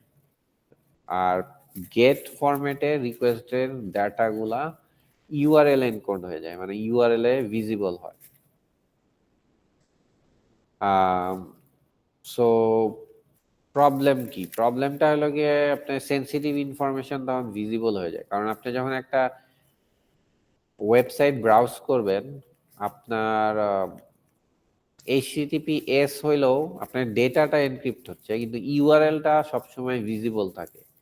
সো ইউআরএল এ যদি কোনো ইনফরমেশন পাস করেন সেন্সিটিভ ইনফরমেশন, তাহলে ওইটা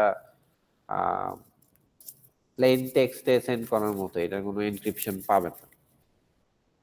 সো এই জন্য পোস্ট রিকোয়েস্ট আপনার ফর্ম, যত ফর্ম সাবমিট করেন কোনো সাইন আপ ফর্ম বা হোয়াট এভার, ফর্মগুলো সাধারণত পোস্ট রিকোয়েস্টেই করা হয়।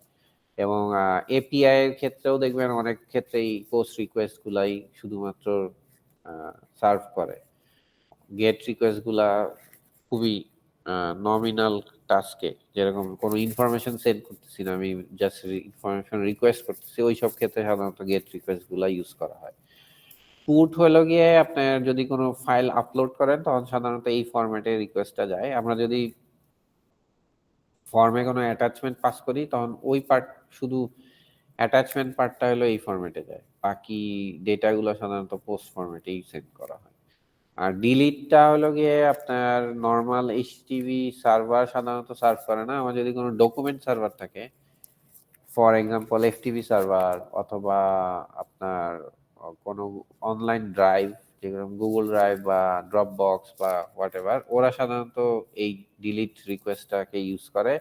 প্লাস আরেকটা জায়গায় ইউজ হয় সেটা হলো গিয়ে আপনার রেস্ট এপিআই তে। তো রেস্ট এপিআই এর ব্যাপারে আমরা আরো ডিটেলস পরে দেখবো, বাট সো ফার এই হলো গিয়ে আমাদের ডিসকাশন পয়েন্টগুলো। তো লাস্টে আমরা যে জিনিসটা দেখছিলাম এইচটিটিপি প্রোটোকলের একটা ইস্যুস, যেটা ছিল হলো গিয়া স্টেটলেস এবং অ্যানোনিমাস, ওই প্রবলেমটাকে মিটিগেট করার জন্য হলো গিয়ে আপনার এই কুকিজ বলতে একটা জিনিস নিয়ে আসা হয়। সো ব্রাউজারের যে এইচটিটিপি প্রোটোকলের যে ইস্যুস ছিল সেটাকে মিটিগেট করার জন্য ব্রাউজারের মধ্যে কুকিজ বলতে একটা জিনিস স্টোর করা হয়। কুকিজটা হলো গিয়ে এমন একটা ইনফরমেশন পেয়ার যেটা কি অ্যান্ড ভ্যালু হিসাবে থাকে। সো এখানে একটা কি হলো গিয়ে ভেরিয়েবল নেম ধরতে পারেন, আর ভ্যালুটা হলো গিয়ে তার ভেতরকার ভ্যালু। সেই পেয়ার হিসাবে কন্টেন্টটাকে স্টোর করে এবং এটা ব্রাউজারে অলমোস্ট প্লেন টেক্সটেই রাখে, কারণ এটা জাভাস্ক্রিপ্ট থেকেও অ্যাক্সেস করা যায় এবং এটার একটা এক্সপায়ারি ডেট দেওয়া যায় এবং এটা চাইলে সার্ভার রিকোয়েস্ট সেন্ড করতে পারে ব্রাউজারের কাছে যে এই ডাটাটা স্টোর করে রাখো এবং এত টাইমের জন্য রাখো, তখন ব্রাউজার ওইটাকে স্টোর করে রাখে। বাট সেটারও কিছু ড্রব্যাক বেরোয়। ড্রব্যাকটা কি? যেহেতু এইচটিটিপি প্রোটোকল হলো গিয়ে আপনার ওয়ান ওয়ে কমিউনিকেশন চ্যানেল, মানে ক্লায়েন্ট বা ইউজার সার্ভারকে রিকোয়েস্ট সেন্ড করতে পারে, সার্ভার জাস্ট ওই রিকোয়েস্টের রেসপন্স করতে পারে। সার্ভার কখনো ডাইরেক্ট ইউজারকে টার্গেট করে কোনো ইনফরমেশন ইন্ডিপেন্ডেন্টলি সেন্ড করতে পারে না। সেইটাকে মাথায় রেখে আপনি যদি কুকিজ ইউজ করতে চান, এখন কুকিজ তো সেভ করা ব্রাউজারে, ক্লায়েন্ট মানে সার্ভারের কোন কুকিজটা লাগবে এটা ব্রাউজার জানে না। সো সে যতবারই সার্ভারের কাছে কোনো কিছু রিকোয়েস্ট করে, ওর কাছে যত কুকিজ আছে সব ডেটা সহ রিকোয়েস্টটা সেন্ড করে। ব্যাপারটা কি বোঝা গেছে?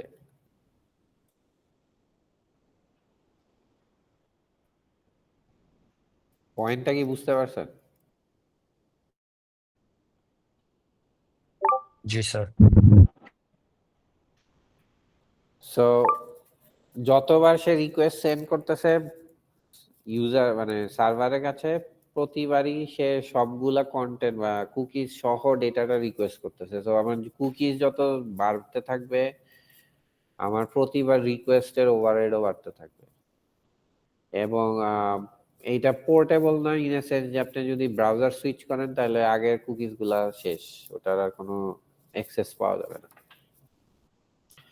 আর প্রাইভেসি নাই মিনস হলো গিয়ে, যেহেতু ওয়েবে কোনো জাভাস্ক্রিপ্ট থেকে অ্যাক্সেস করা যায় এবং এটা স্টোরেজও হয় প্লেন টেক্সটে, সো এটা কেউ চাইলে ফিজিক্যাল অ্যাক্সেস পাইলে আপনার ব্রাউজার থেকে দেখে নিতে পারবে।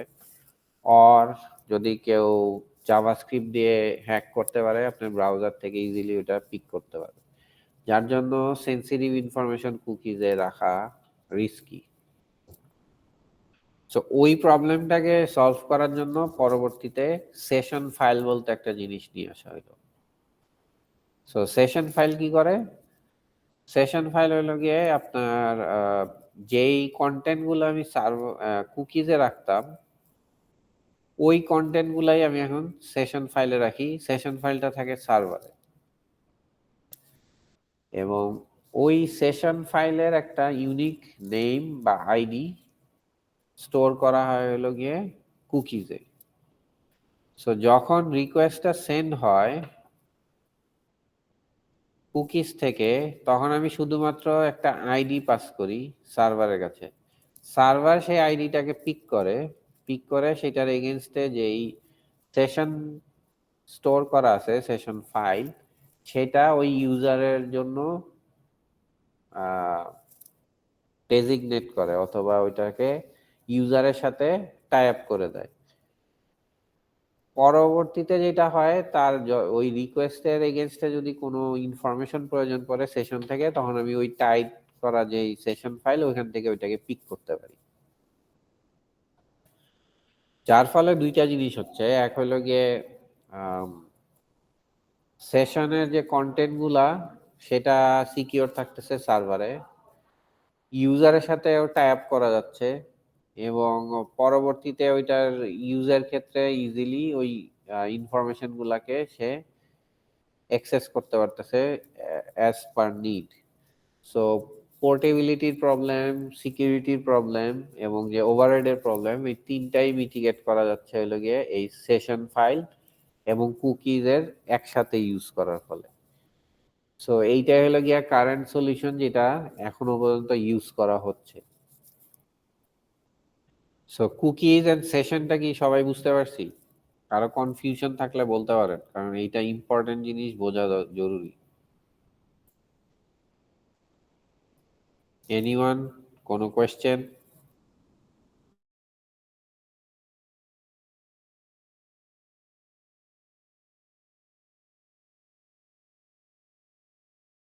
সবাই বুঝতে পারছি? Yes, sir. আচ্ছা, সো ক্যাশিং এর ব্যাপারে যেটা, সেটা হলো গিয়ে আপনার একটা লেভেল অফ ক্যাশ তো আমরা দেখলাম যেটা ব্রাউজার করতেছে। তাছাড়া আপনার সার্ভারের সাথে কমিউনিকেট করার মাঝখানে যত লেয়ার আছে প্রত্যেকটাতেই আপনার ক্যাশ করা হয়। এবং ক্যাশ করার একটা মেজর রিজন হলো গিয়ে আপনার ব্যান্ডউইথ সেভ করা। ব্যান্ডউইথ সেভ করার একটা রিজন হলো গিয়ে, ব্যান্ডউইথ সেভ করা মানে টাকা সেভ করা, কারণ ব্যান্ডউইথের জন্য কস্ট পে করতে হয় প্রত্যেক আইএসপি কে। তো সে যদি একটা ভলিউম কন্টেন্ট তার লোকাল ক্যাশ থেকে সার্ভ করতে পারে, ওই কন্টেন্টের জন্য যেই ব্যান্ডউইথটা চার্জটা সে পে করতো, ব্যান্ডউইথ চার্জ, ওইটা তাকে আর করতে হচ্ছে না। সো ওইটা তার মানে নিজস্ব একটা ইনকাম, যার জন্য আপনার ক্যাশিংটা ইম্পর্টেন্ট প্রত্যেক লেয়ারের জন্যই। আর অ্যাপ্লিকেশন এন্ডে ক্যাশ ইম্পর্টেন্ট, কারণ সে হলো গিয়ে আপনার লোকাল যে স্পিড অ্যাপ্লিকেশনের অ্যান্ড যে সার্ভার লোড, এই দুইটা জিনিসকে সে কমায় নিয়ে আসতে পারে মানে ইন্টেলিজেন্ট ক্যাশিং এর মাধ্যমে। সো এই জন্য ক্যাশিং, সার্ভারের অ্যাপ্লিকেশন লেয়ার ক্যাশিংটা খুবই ইম্পর্টেন্ট বোঝা এবং জানা।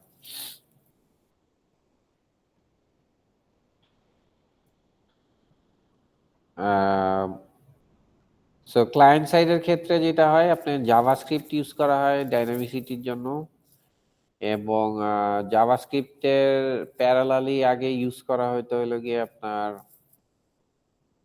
Java applet. তার আগে তারপরে ছিল আপনার ম্যাক্রোমিডিয়া ফ্ল্যাশ বলতে একটা জিনিস আসছিল, এবং পরবর্তীতে ওইটাও চলে গেছে, এখন শুধুমাত্র জাভাস্ক্রিপ্টই ইউজ হয়। এবং ব্রাউজারে জাভাস্ক্রিপ্ট দিয়ে এখন অনেক ধরনের অ্যানিমেশন এন্ড এভরিথিং করা যায় খুব সহজেই। সার্ভার সাইডের ক্ষেত্রেও আপনার যখন একদম প্রথম ওয়েব বা এই সিস্টেমটা আসলো, তখন ডেডিকেটেড কোনো ল্যাঙ্গুয়েজ ছিল না ওয়েব অ্যাপ্লিকেশনের জন্য। তখন সাধারণত জেনারেল যে প্রোগ্রামিং ল্যাঙ্গুয়েজ ওইটাকেই ইউজ করা হয়তো ডাইনামিসিটির জন্য। এবং মাঝখানে যেটা থাকতো এই সিজিআই বলতে একটা জিনিস, যেটা কমন গেটওয়ে ইন্টারফেস বলে। আপনার ওয়েবের যে রিকোয়েস্টটা ওইটাকে বাইপাস করে একটা সিএমডি বা কমান্ড লাইনে পাস করা হয়তো। সো আপনি যদি কোনো একটা কমান্ড লাইনে প্যারামিটার দিয়ে ডেটা পাস করেন, যেটা আমরা হয়তো পাইথন বা জাভা বা অন্য ল্যাঙ্গুয়েজ দিয়ে ইজিলি করতে পারি, যে কমান্ড লাইনে যখন রান করি সাথে প্যারামিটার দেওয়া যায়, প্যারামিটারের ইনফরমেশন গুলা আপনি ওই প্রোগ্রামের ভেতরে ক্যাপচার করে ওইটাকে অ্যানালাইসিস করতে পারেন। তো ওইভাবে গিয়ে সিজিআই দিয়ে ডেটাগুলো পাস করা হয়তো, হয়তো সি অথবা সি প্লাস প্লাস অথবা পাইথন। তারা তখন ওইটাকে প্রসেস করে যে রেসপন্সটা প্রিন্ট করতো, সেটাই আবার এই সিজিআই নিয়ে ওয়েবে পুশ করতো। সো ইউজারের বেসিক ডাইনামিসিটি তখন পাস করা হয়তো এই সিজিআই দিয়ে। পরবর্তীতে ল্যাঙ্গুয়েজগুলোর নিজস্ব লাইব্রেরি আসছে, তারা ওয়েব অ্যাপ্লিকেশনের জন্য ডেডিকেটেড সিস্টেম রাখছে বা ফ্রেমওয়ার্ক ক্রিয়েট হয়েছে আস্তে আস্তে লাইব্রেরিগুলোর উপর বেস করে, যেটা এখন পরবর্তীতে ইউজ করা হয়। সো মাইক্রোসফটের ছিল এএসপি আলাদা, শুধুমাত্র ওয়েব পেজের জন্য আসে। জাভার একটা আলাদা ব্লক নিয়ে আসে, সার্ভলেট। তারপর আপনার জাভা বিনস, এগুলা জিনিসপত্র নিয়ে আসে। পিএইচপি একটা ল্যাঙ্গুয়েজ ক্রিয়েট হয় পরবর্তীতে সি এর উপরে বেস করে। তারপরে আপনার এসএসআই একটা আছে। অ্যাজাক্স আসলে আলাদা কোনো ল্যাঙ্গুয়েজ না, এটা একটা আইডিয়া বা টার্মিনোলজি, সেটা আমরা পরবর্তীতে দেখব, যেটা এখন খুব বেশি ফ্রিকোয়েন্টলি ইউজ হয়, হয়তো আমরা বুঝিও না। আর ডাইনামিসিটির ক্ষেত্রে হলো গিয়া যেটা আপনার ইউজার মানে কোড লেভেলে কোনো চেঞ্জ ছাড়াই আপনার ওয়েব পেজটাকে চেঞ্জ করতে পারে বা নতুন নতুন ভিউ আনতে পারে বা কন্টেন্ট নিয়ে আসতে পারে, সেটাই সাধারণত ডাইনামিক হিসেবে কাউন্ট করা হয়। সো কারো কোনো কোয়েশ্চেন সো ফার?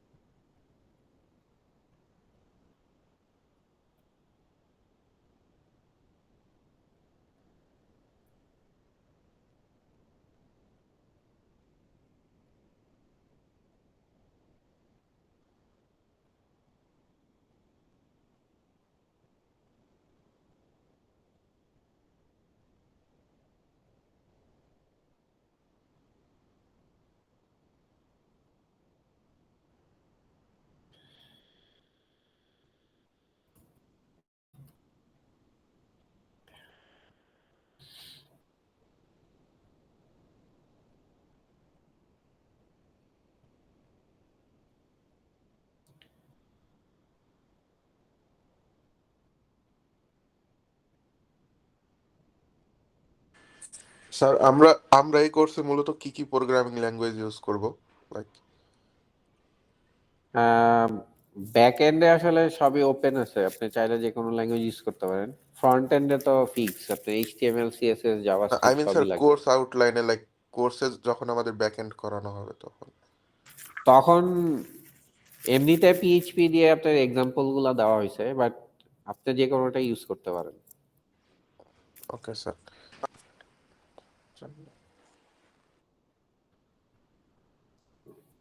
বা কোনো অন্য কোনোটা ইউজ করে যদি কোয়েশ্চেন থাকে সেটাও জিজ্ঞেস করতে পারেন, সমস্যা নেই, ওগুলা সবগুলোই সাপোর্ট দেওয়া হবে।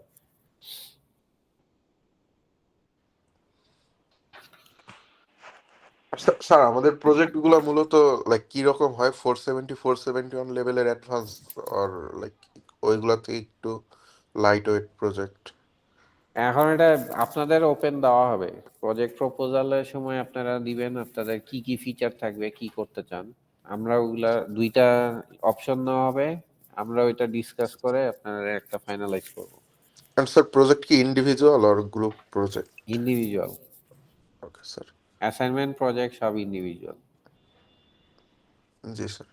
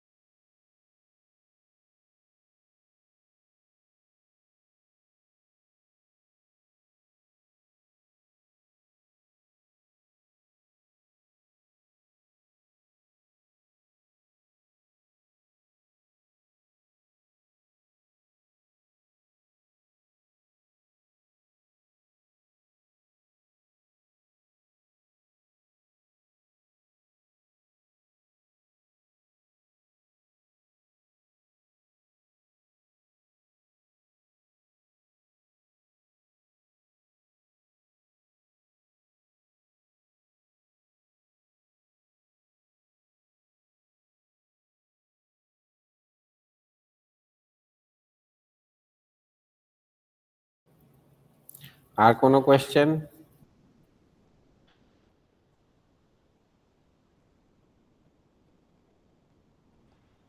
No sir.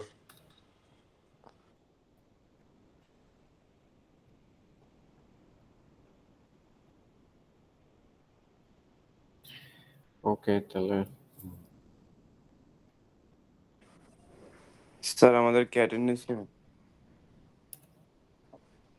আর একটু একটা পয়েন্ট আমরা একটু গো থ্রু করি তারপরে। Okay sir.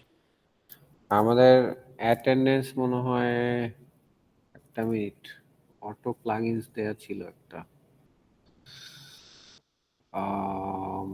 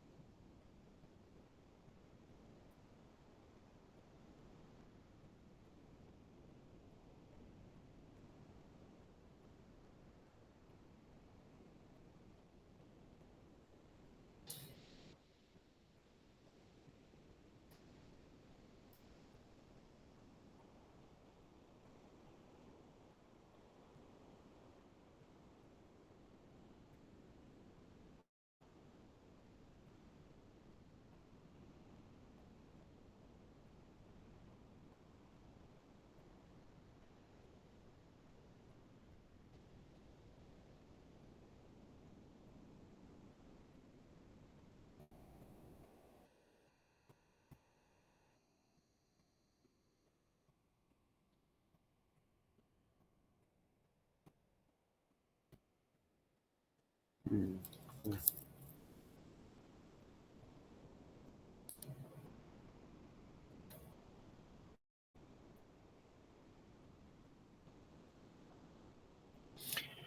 আচ্ছা, সো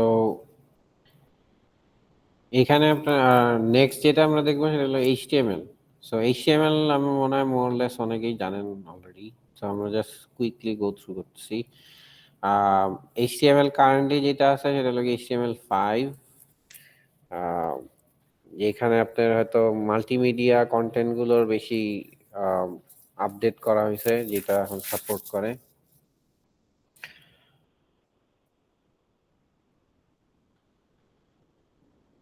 আর ডেভেলপমেন্টের ক্ষেত্রে আপনি যে কোনো টুল ইউজ করতে পারেন। বেটার হলো আপনার drag and drop tool use না করা। আপনি অটো কমপ্লিট ইউজ করতে পারেন, সমস্যা নেই। যেরকম আপনার ইন্টেলিজে আছে, তারপরে নো ভিএস কোড আছে, এগুলোর বিভিন্ন প্লাগইনস আছে, ওগুলো ইউজ করতে পারেন, যেটা হয়তো আপনার হেল্প করবে ফাস্টার কাজ করার জন্য। সাবলাইম টেক্সট আছে একটা, ওইটা ইউজ করতে পারেন। তো এইচটিএমএল ট্যাগের মেইন আইডিয়াটা হলো গিয়ে আপনার এটা পিওরলি এক্সএমএল এর সাবসেট। তো এক্সএমএল এর সম্বন্ধে যদি আইডিয়া থাকে সেটা হলো গিয়ে এরকম ওপেনিং এন্ড ক্লোজিং ট্যাগ থাকে সাধারণত এক্সএমএল এ। এবং যদি ক্লোজিং ট্যাগ না থাকে, মানে আপনি দুই ট্যাগের মাঝখানে একটা ইনফরমেশন দেওয়া যায়, টেক্সট, সো ওইটা যদি না থাকে বা না লাগে, তখন সাধারণত ক্লোজিং ট্যাগের ইউজেসটা থাকে না। তখন যেটা দেখা যায় যে ওপেনিং ট্যাগটার লাস্টে একটা স্ল্যাশ দিয়ে সাধারণত এই ট্যাগটাকে ক্লোজ করে দেওয়া হয়। এবং ট্যাগ প্রপার্টি থাকতে পারে বিভিন্ন ধরনের, এই আইডি এবং ভ্যালু দিয়ে প্রপার্টি গুলা মেনটেন করে। কিছু ট্যাগ আছে যেগুলো সাধারণত আপনার কোনো প্রপার্টিস থাকে না, শুধু ওপেনিং এন্ড ক্লোজিং এর উপরেই কাজ করে। টাইটেল, প্যারাগ্রাফ, তারপর বোল্ড, ইটালিক, এগুলো সাধারণত এইভাবে কাজ করে। আবার কিছু আছে যেগুলোর বিভিন্ন প্রপার্টির উপরে কাজ করে, যেরকম ইমেজ, তারপরে আপনার টেবিল আছে, তারপরে আছে হলো কি আপনার অর্ডার লিস্ট, আনঅর্ডার লিস্ট, এগুলোর ভিতরে বিভিন্ন প্রপার্টি অ্যাপ্লাই করা যায়। এইচটিএমএল বডির মধ্যে স্ট্রাকচার যেটা আমরা ফার্স্টে একবার দেখছিলাম, যেটা যে ডকুমেন্ট বলতে একটা জিনিস আমরা মেনশন করতেছিলাম। সো ডকুমেন্টটা হলো গিয়ে আপনার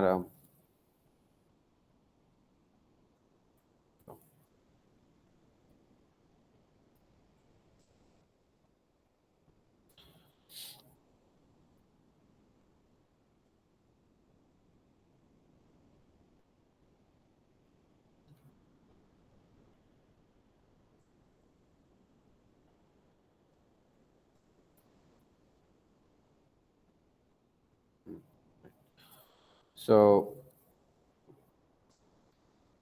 এইখানে আমরা রিকোয়েস্ট দিয়ে যেটা দেখছিলাম যে ফার্স্টে ডকুমেন্ট আসে। এই ডকুমেন্টের মেইন পয়েন্টটা হলো গিয়ে আপনার এই যে এইচটিএমএল পার্টটা আসতেছে আমাদের, এইচটিএমএল এর ফুল ব্লকটাকে বলা হলো গিয়ে ডকুমেন্ট। সো এই পুরাটাই হলো গিয়ে ডকুমেন্ট, এইটার একটা অবজেক্ট ট্রি জেনারেট হয়। সো আমি যখন এই এইচটিএমএলটাকে পার্স করব, এটা হলো গিয়ে সিম্পলিফাইড একটা ভার্সন। সো এইটা এরকম একটা ট্রি জেনারেট করবে। এটা হলো গিয়ে রুট, তার মধ্যে একটা চাইল্ড হলো গিয়ে হেড, আর একটা চাইল্ড হলো বডি। সো এই দুইটা সিবলিং আর এটা প্যারেন্ট। এবং আবার বডির ভেতরে আপনার depending on other content and structure আরো ট্রি গুলা জেনারেট হবে। সো এইটাকে বলা হলো গিয়ে ডম বা ডকুমেন্ট অবজেক্ট মডেল, যেটা আমরা ফার্স্টে যে ডিসকাস করতেছিলাম যে ডম, শ্যাডো ডম, এই ব্যাপারটা। তো এইখানে এই জিনিসটাই হলো গিয়া ডম, যেটা পুরা স্ট্রাকচারটাকে ডিফাইন করে, এবং এইটাকে বলা হলো গিয়া ডকুমেন্ট পুরাটাকে। সো ডকুমেন্ট অবজেক্ট মডেল হলো গিয়া ডিফাইন করে এইটার ট্রি স্ট্রাকচারটাকে। সো এইখানে আসলে কি আপনার প্যারেন্টে আছে এইচটিএমএল, তারপরে আছে হেড এবং বডি।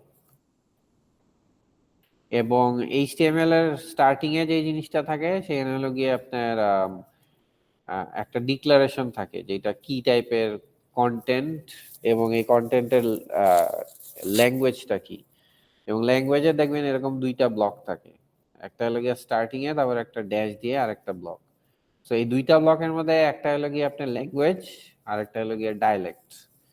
সো সাধারণত যদি চিন্তা করেন আপনার ইউএস আছে, যেটা ইউএস এর ইংলিশ, আর একটা ইএনজিবি আছে ব্রিটেনের ইংলিশ, আবার ইএন আরো কয়েকটা আছে আপনার কানাডা আছে, বা এরকম সিএ আছে। তো ওদের ইংলিশে কিছু চেঞ্জ থাকে হালকা পাতলা, ওইটা অনুযায়ী এটা সেট করা কান্ট্রি কোড দিয়ে। যেরকম বাংলার আছে দুইটা, বাংলা বিএন আছে বিডি বাংলাদেশের, আর বিএন আইএন আছে ইন্ডিয়ান বাংলা। সো এরকম আলাদা আলাদা ভাবে ডিফাইন করা থাকে সাধারণত।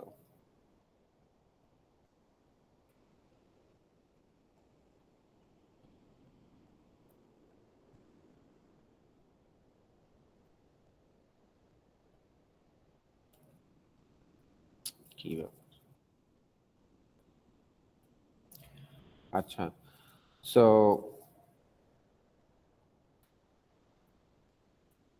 এইটা হলো কি আপনার ল্যাঙ্গুয়েজ ডিফাইন করার জন্য।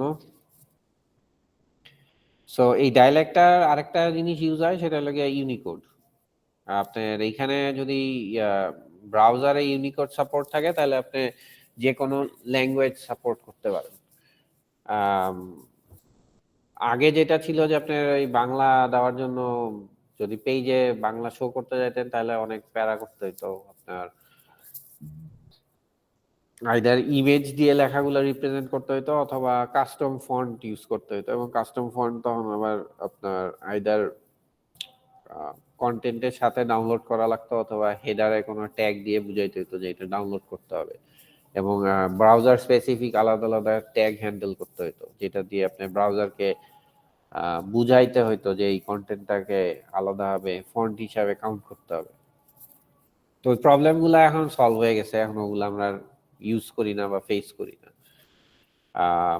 তো ইউনিকোডের মেইন আইডিয়াটা হলো এটা মানে আগে ইনিশিয়ালি যেটা ছিল আস্কি ক্যারেক্টার সেট, ইউনিকোডে যেটা হলো এটার অনেক রেঞ্জ বেড়ে গেল, এবং আস্কিতে যে সমস্যাটা ছিল যে আমরা বাংলা রিপ্রেজেন্ট করতেছিলাম, এটা এখন হয়তো পুরান বিজয়ের ইয়েতে দেখবেন যে আপনার স্পেসিফিক ফন্ট থাকতে হয়, ওই ফন্ট ছাড়াই বাংলা ল্যাঙ্গুয়েজটা জিব্রিশ আসে বা গার্বেজের মতো দেখায়।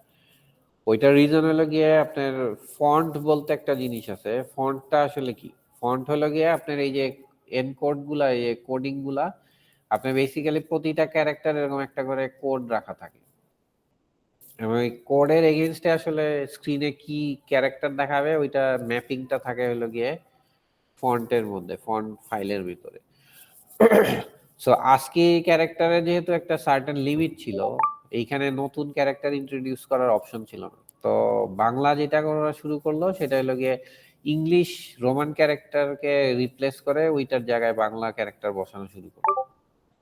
সো আমি বাংলায় যখন একটা মিনিংফুল কিছু লিখতেছি, ওইটা আসলে যেই কোডটা ইউজ করতেছে ওই কোডের করেসপন্ডিং ইংলিশ বসাইলে আসলে it doesn't make any sense, তখন জিব্রিশ আসে।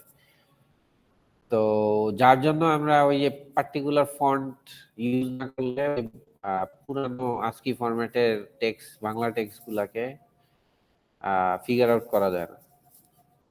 তো এই প্রবলেমের সলিউশন হিসাবে পরবর্তীতে ইউনিকোড আসলো, যেটা UTF-8, UTF-7 আছে, এরকম আরো অনেকগুলো এনকোডিং টাইপ আছে। বাট ইউনিকোডের মেইন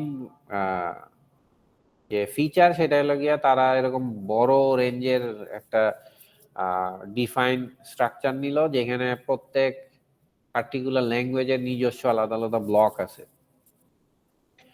সো ওই ব্লকের ক্যারেক্টার গুলা শুধুমাত্র ওই পার্টিকুলার কান্ট্রিরই ক্যারেক্টার হবে, এবং ওই প্রত্যেক কান্ট্রি তাদের নিজস্ব একটা ল্যাঙ্গুয়েজ, প্রত্যেক ল্যাঙ্গুয়েজ তাদের নিজস্ব একটা ব্লক ডিফাইন করে নিল, যে ব্লক মানে সরি ম্যাপিং ডিফাইন করে নিল, যার ফলে ওই একটা ইউনিকোড ফন্ট যদি আপনার পিসিতে থাকে, যেটা ইউজুয়ালি এখন সব ওএস এর সাথে একটা মিনিমাম একটা ডিফল্ট ইউনিকোড ফন্ট দিয়ে দেয়, যার ফলে আপনার পিসি থেকে যদি আপনি যে কোনো লেখা পড়তে যান, সেটা যদি ইউনিকোডে লেখা থাকে, আপনি এখন আর প্রবলেম ফেস করেন। এইটুক কি বুঝতে পারছি সবাই?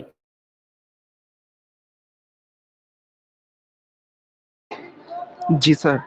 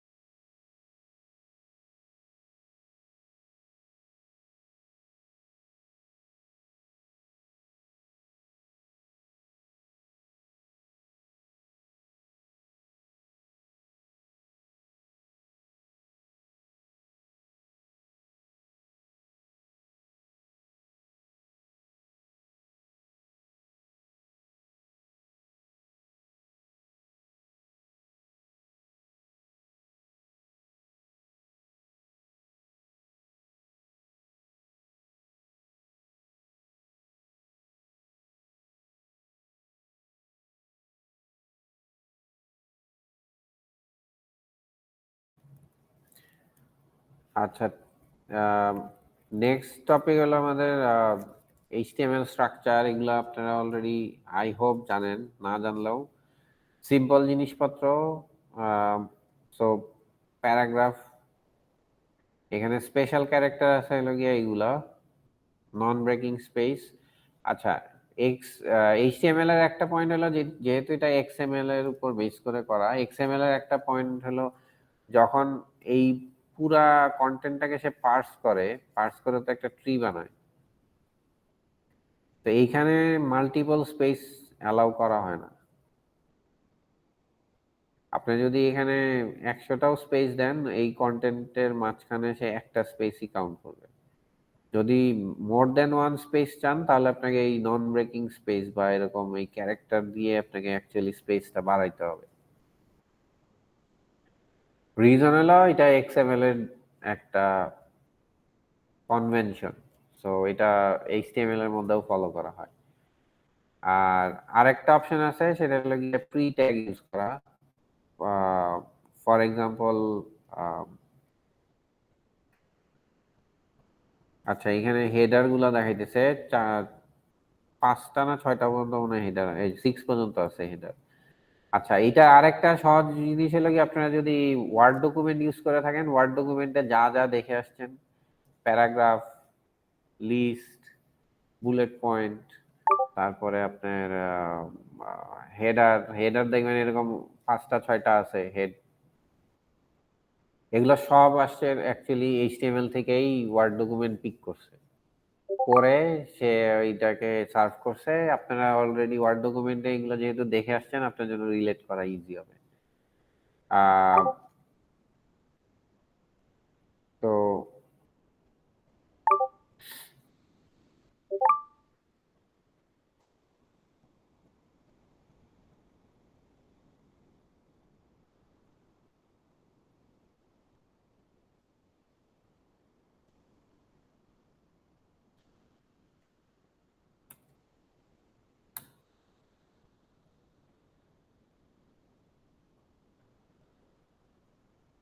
আচ্ছা, এখানে স্পেশাল কিছু জিনিস ইউজ করা হয়েছে। একটা হলো গিয়ে এই যে ইটালিক, এর আগে আছে হলো গিয়ে আপনার বোল্ড বা স্ট্রং, দুইটা একই জিনিস, একই কাজ করে, যেরকম বোল্ড করা। এরপর আছে হলো সুপারস্ক্রিপ্ট, সাবস্ক্রিপ্ট। এটা হলো গিয়ে একটা হলো গিয়ে যে পাওয়ার যেভাবে দেই আমরা ম্যাথের, আর একটা হলো গিয়ে বেস যেভাবে দেই এই জিনিসটা।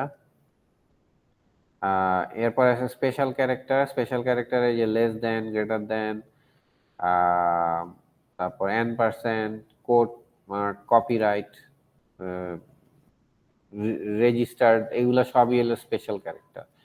সো অ্যাঙ্গুলার হলো গিয়ে আপনার, যেহেতু আপনার এই XML এর মধ্যেই অ্যাঙ্গুলার আছে, যার জন্য এটাকে স্পেশাল ক্যারেক্টার করা হয়েছে। আমাদের স্পেশাল ক্যারেক্টারের স্টার্টিং এ হয় n% দিয়ে, যার জন্য ইটসেলফ হলো গিয়ে একটা আপনার স্পেশাল ক্যারেক্টার।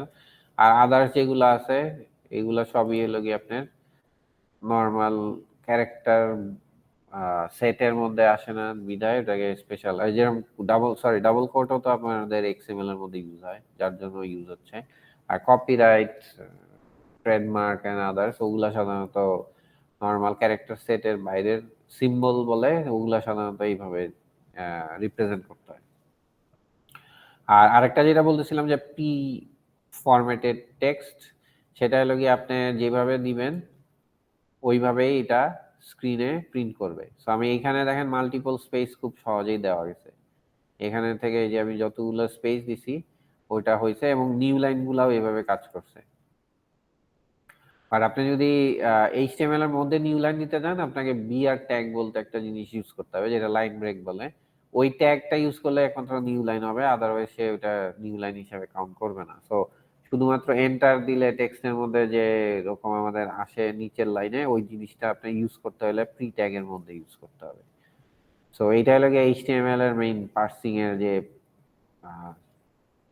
ইউজ করার ক্ষেত্রে সিচুয়েশন গুলো হয়, সেই জিনিসগুলো আমরা দেখলাম। এরপরে আছে আনঅর্ডার লিস্ট আর অর্ডার লিস্ট, যেটা বুলেট পয়েন্ট এবং নিউমেরিক লিস্টিং এর জন্য ইউজ করা হয়। এবং এখানে যদি আমরা দেখি, এইটা খুব সহজেই আপনি সুইচ করতে পারবেন যে কি টাইপের আপনার পয়েন্ট গুলা হবে। এখানে যদি খেয়াল করেন, আমি কি টাইপের পয়েন্টার দিতে চাই, এগুলা খুব সহজে আপনি এখান থেকে কন্ট্রোল করতে পারবেন। কিছু ডিফল্ট দেওয়া আছে CSS দিয়ে, যেগুলো সুইচ করা যায়। এছাড়া আপনি ওভাররাইট করার অপশন আছে, আপনি চাইলে নিজের আদার স্টাইল দিয়েও অ্যাপ্লাই করতে পারেন, আলাদা ইমেজ নিয়ে আসতে পারেন, এগুলোর অপশন আছে। এছাড়া আছে আপনার অর্ডার লিস্টের ক্ষেত্রে ইউজুয়ালি নিউমেরিক 1 থেকে শুরু হয়, যেটা ওভাররাইট করা হয়েছে এখানে। ডিফল্টটাকে সরায় দেওয়া হয়েছে নাম দিয়ে, আর ওভাররাইট করে একটা কাউন্টার দেওয়া হয়েছে, যেটা আমরা যদি আসি এখানে,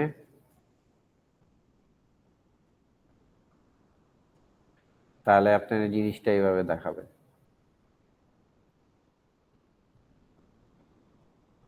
ঠিক আছে।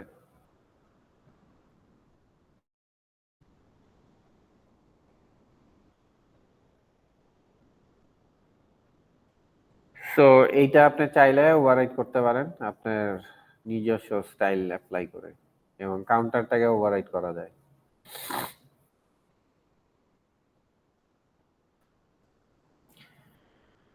আচ্ছা, আম,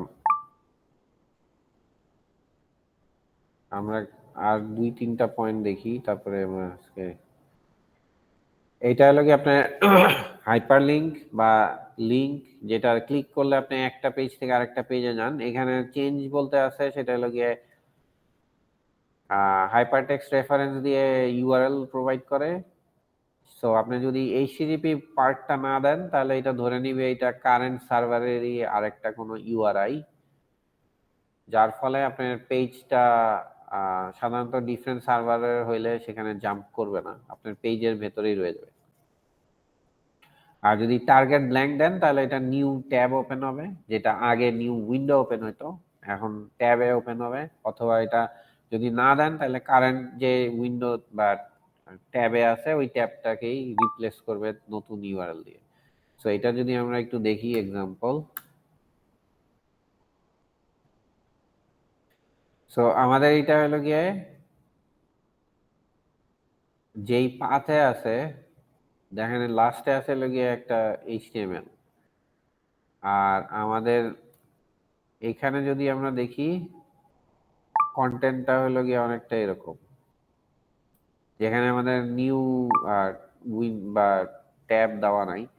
সো এইখানে দিলে কি হচ্ছে, শুধুমাত্র পেজ 22 দেওয়া, সে যেটা করবে লাস্টের স্ল্যাশটাকে রিপ্লেস করবে, স্ল্যাশের পরের যে পার্ট ওইটাকে রিপ্লেস করে সেইটা বসে নিবে।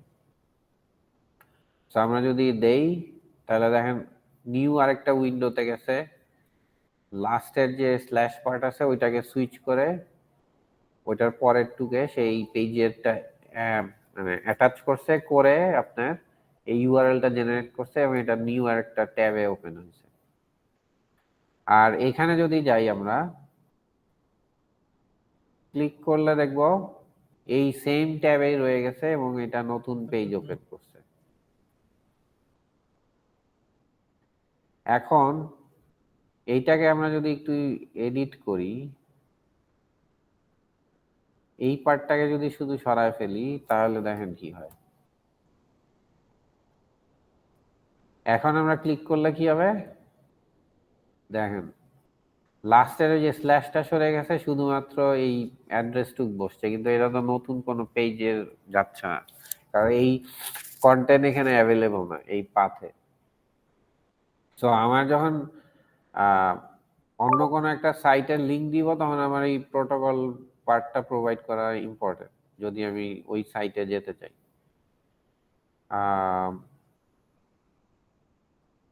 সো এইটা হলো গিয়ে আমার অ্যাঙ্কর বা লিঙ্ক যেটাই বলেন, অ্যাঙ্কর এই জন্য এটা এ দিয়ে ডিফাইন করে।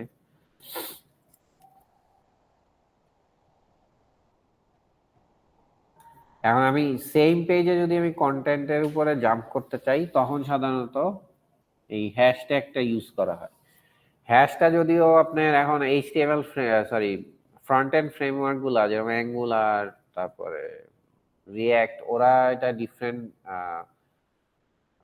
ডাইরেক্টিভ হিসাবে ইউজ করে, ডিফারেন্ট পেজ বা রিসোর্স অ্যাক্সেস করার জন্য এই হ্যাশট্যাগটা ইউজ করে।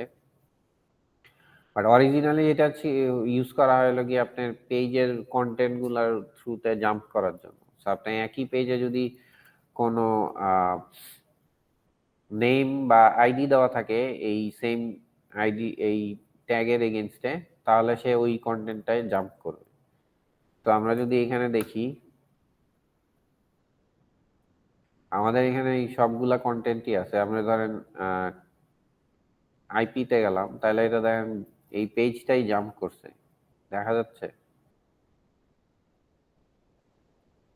এবং ইউআরএল এর লাস্টে এই হ্যাশ পার্টটা অ্যাড হয়ে গেছে। আমরা যদি আবার ব্যাকে যাই এটা হিস্ট্রিতেও অ্যাড হচ্ছে, পেজটা জাস্ট জাম্প করছে। আপনি যদি দেখেন আমার পেজে যে বারটা এটা এখানে আছে স্ক্রল বার, আমি যখন ক্লিক করতেছি স্ক্রল বারটা এখানে চলে আসছে, আবার ব্যাকে গেলাম স্ক্রল বার উপরে উঠে গেছে। তো আপনার বড় কন্টেন্ট যদি হয় পেজের, যেরকম উইকিপিডিয়া অথবা অন্য কোনো সাইট, দেখবেন ওরা এরকম সামারি পেজ দেয়, একটা সামারি বা লিংক পেজ, যেখানে ক্লিক করে আপনি কন্টেন্ট গুলার থ্রুতে জাম্প করতে পারেন সেকশন টু সেকশন। তারপর স্ট্যাক ওভারফ্লোতে হয়তো দেখছেন যে আপনি এরকম পার্টিকুলার একটা কমেন্টে যদি লিংক দেন তাহলে দেখবেন পেজের ইউআরএলটা থাকে সাথে এই হ্যাশ পার্টটা থাকে। সো এটার মেইন পয়েন্টটা হলো কি আপনার পেজটা যখন ব্রাউজ হবে সে যেটা করবে প্রথমে ওই ইউআরএল এ যাবে এবং তারপরে ওই কন্টেন্টে জাম্প করে ওইটা আপনাকে দেখাবে, যার ফলে আপনার পার্টিকুলার কোনো কন্টেন্টকে যদি ফোকাস করতে চান তখন এই জিনিসটা কাজে লাগে।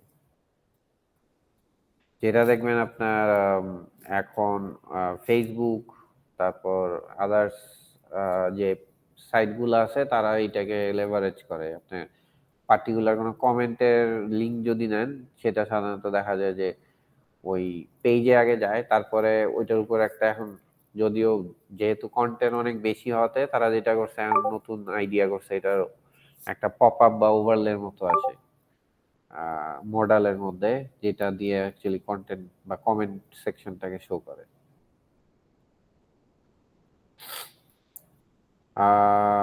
ইউআরএল পার্টে এখানে একটু ইম্পর্টেন্ট আছে, এটা আজকে আর না দেখি। এর সো এরপর থেকে আমরা নেক্সট দিন দেখবো। তো এই পর্যন্ত কারো কোনো কোয়েশ্চেন আছে?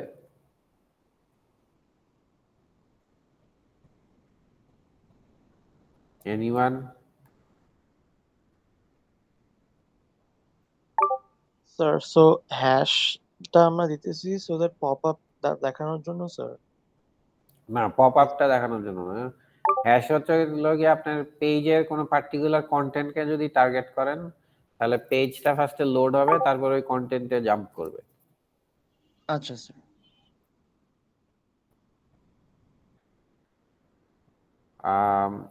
আর কোনো কোয়েশ্চেন?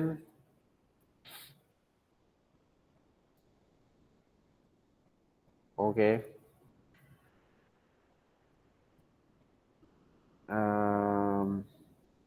আচ্ছা,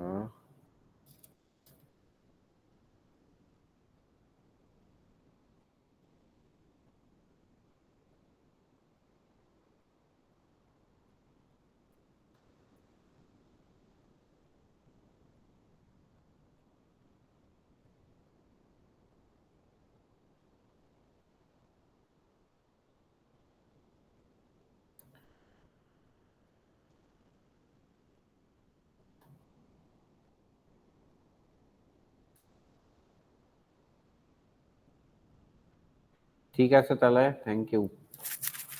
কোনো কোয়েশ্চেন না থাকলে আজকে এই পর্যন্তই। আপনাদের কন্টেন্ট গুলো আমি রিসোর্স সেকশনে দিয়ে দিব।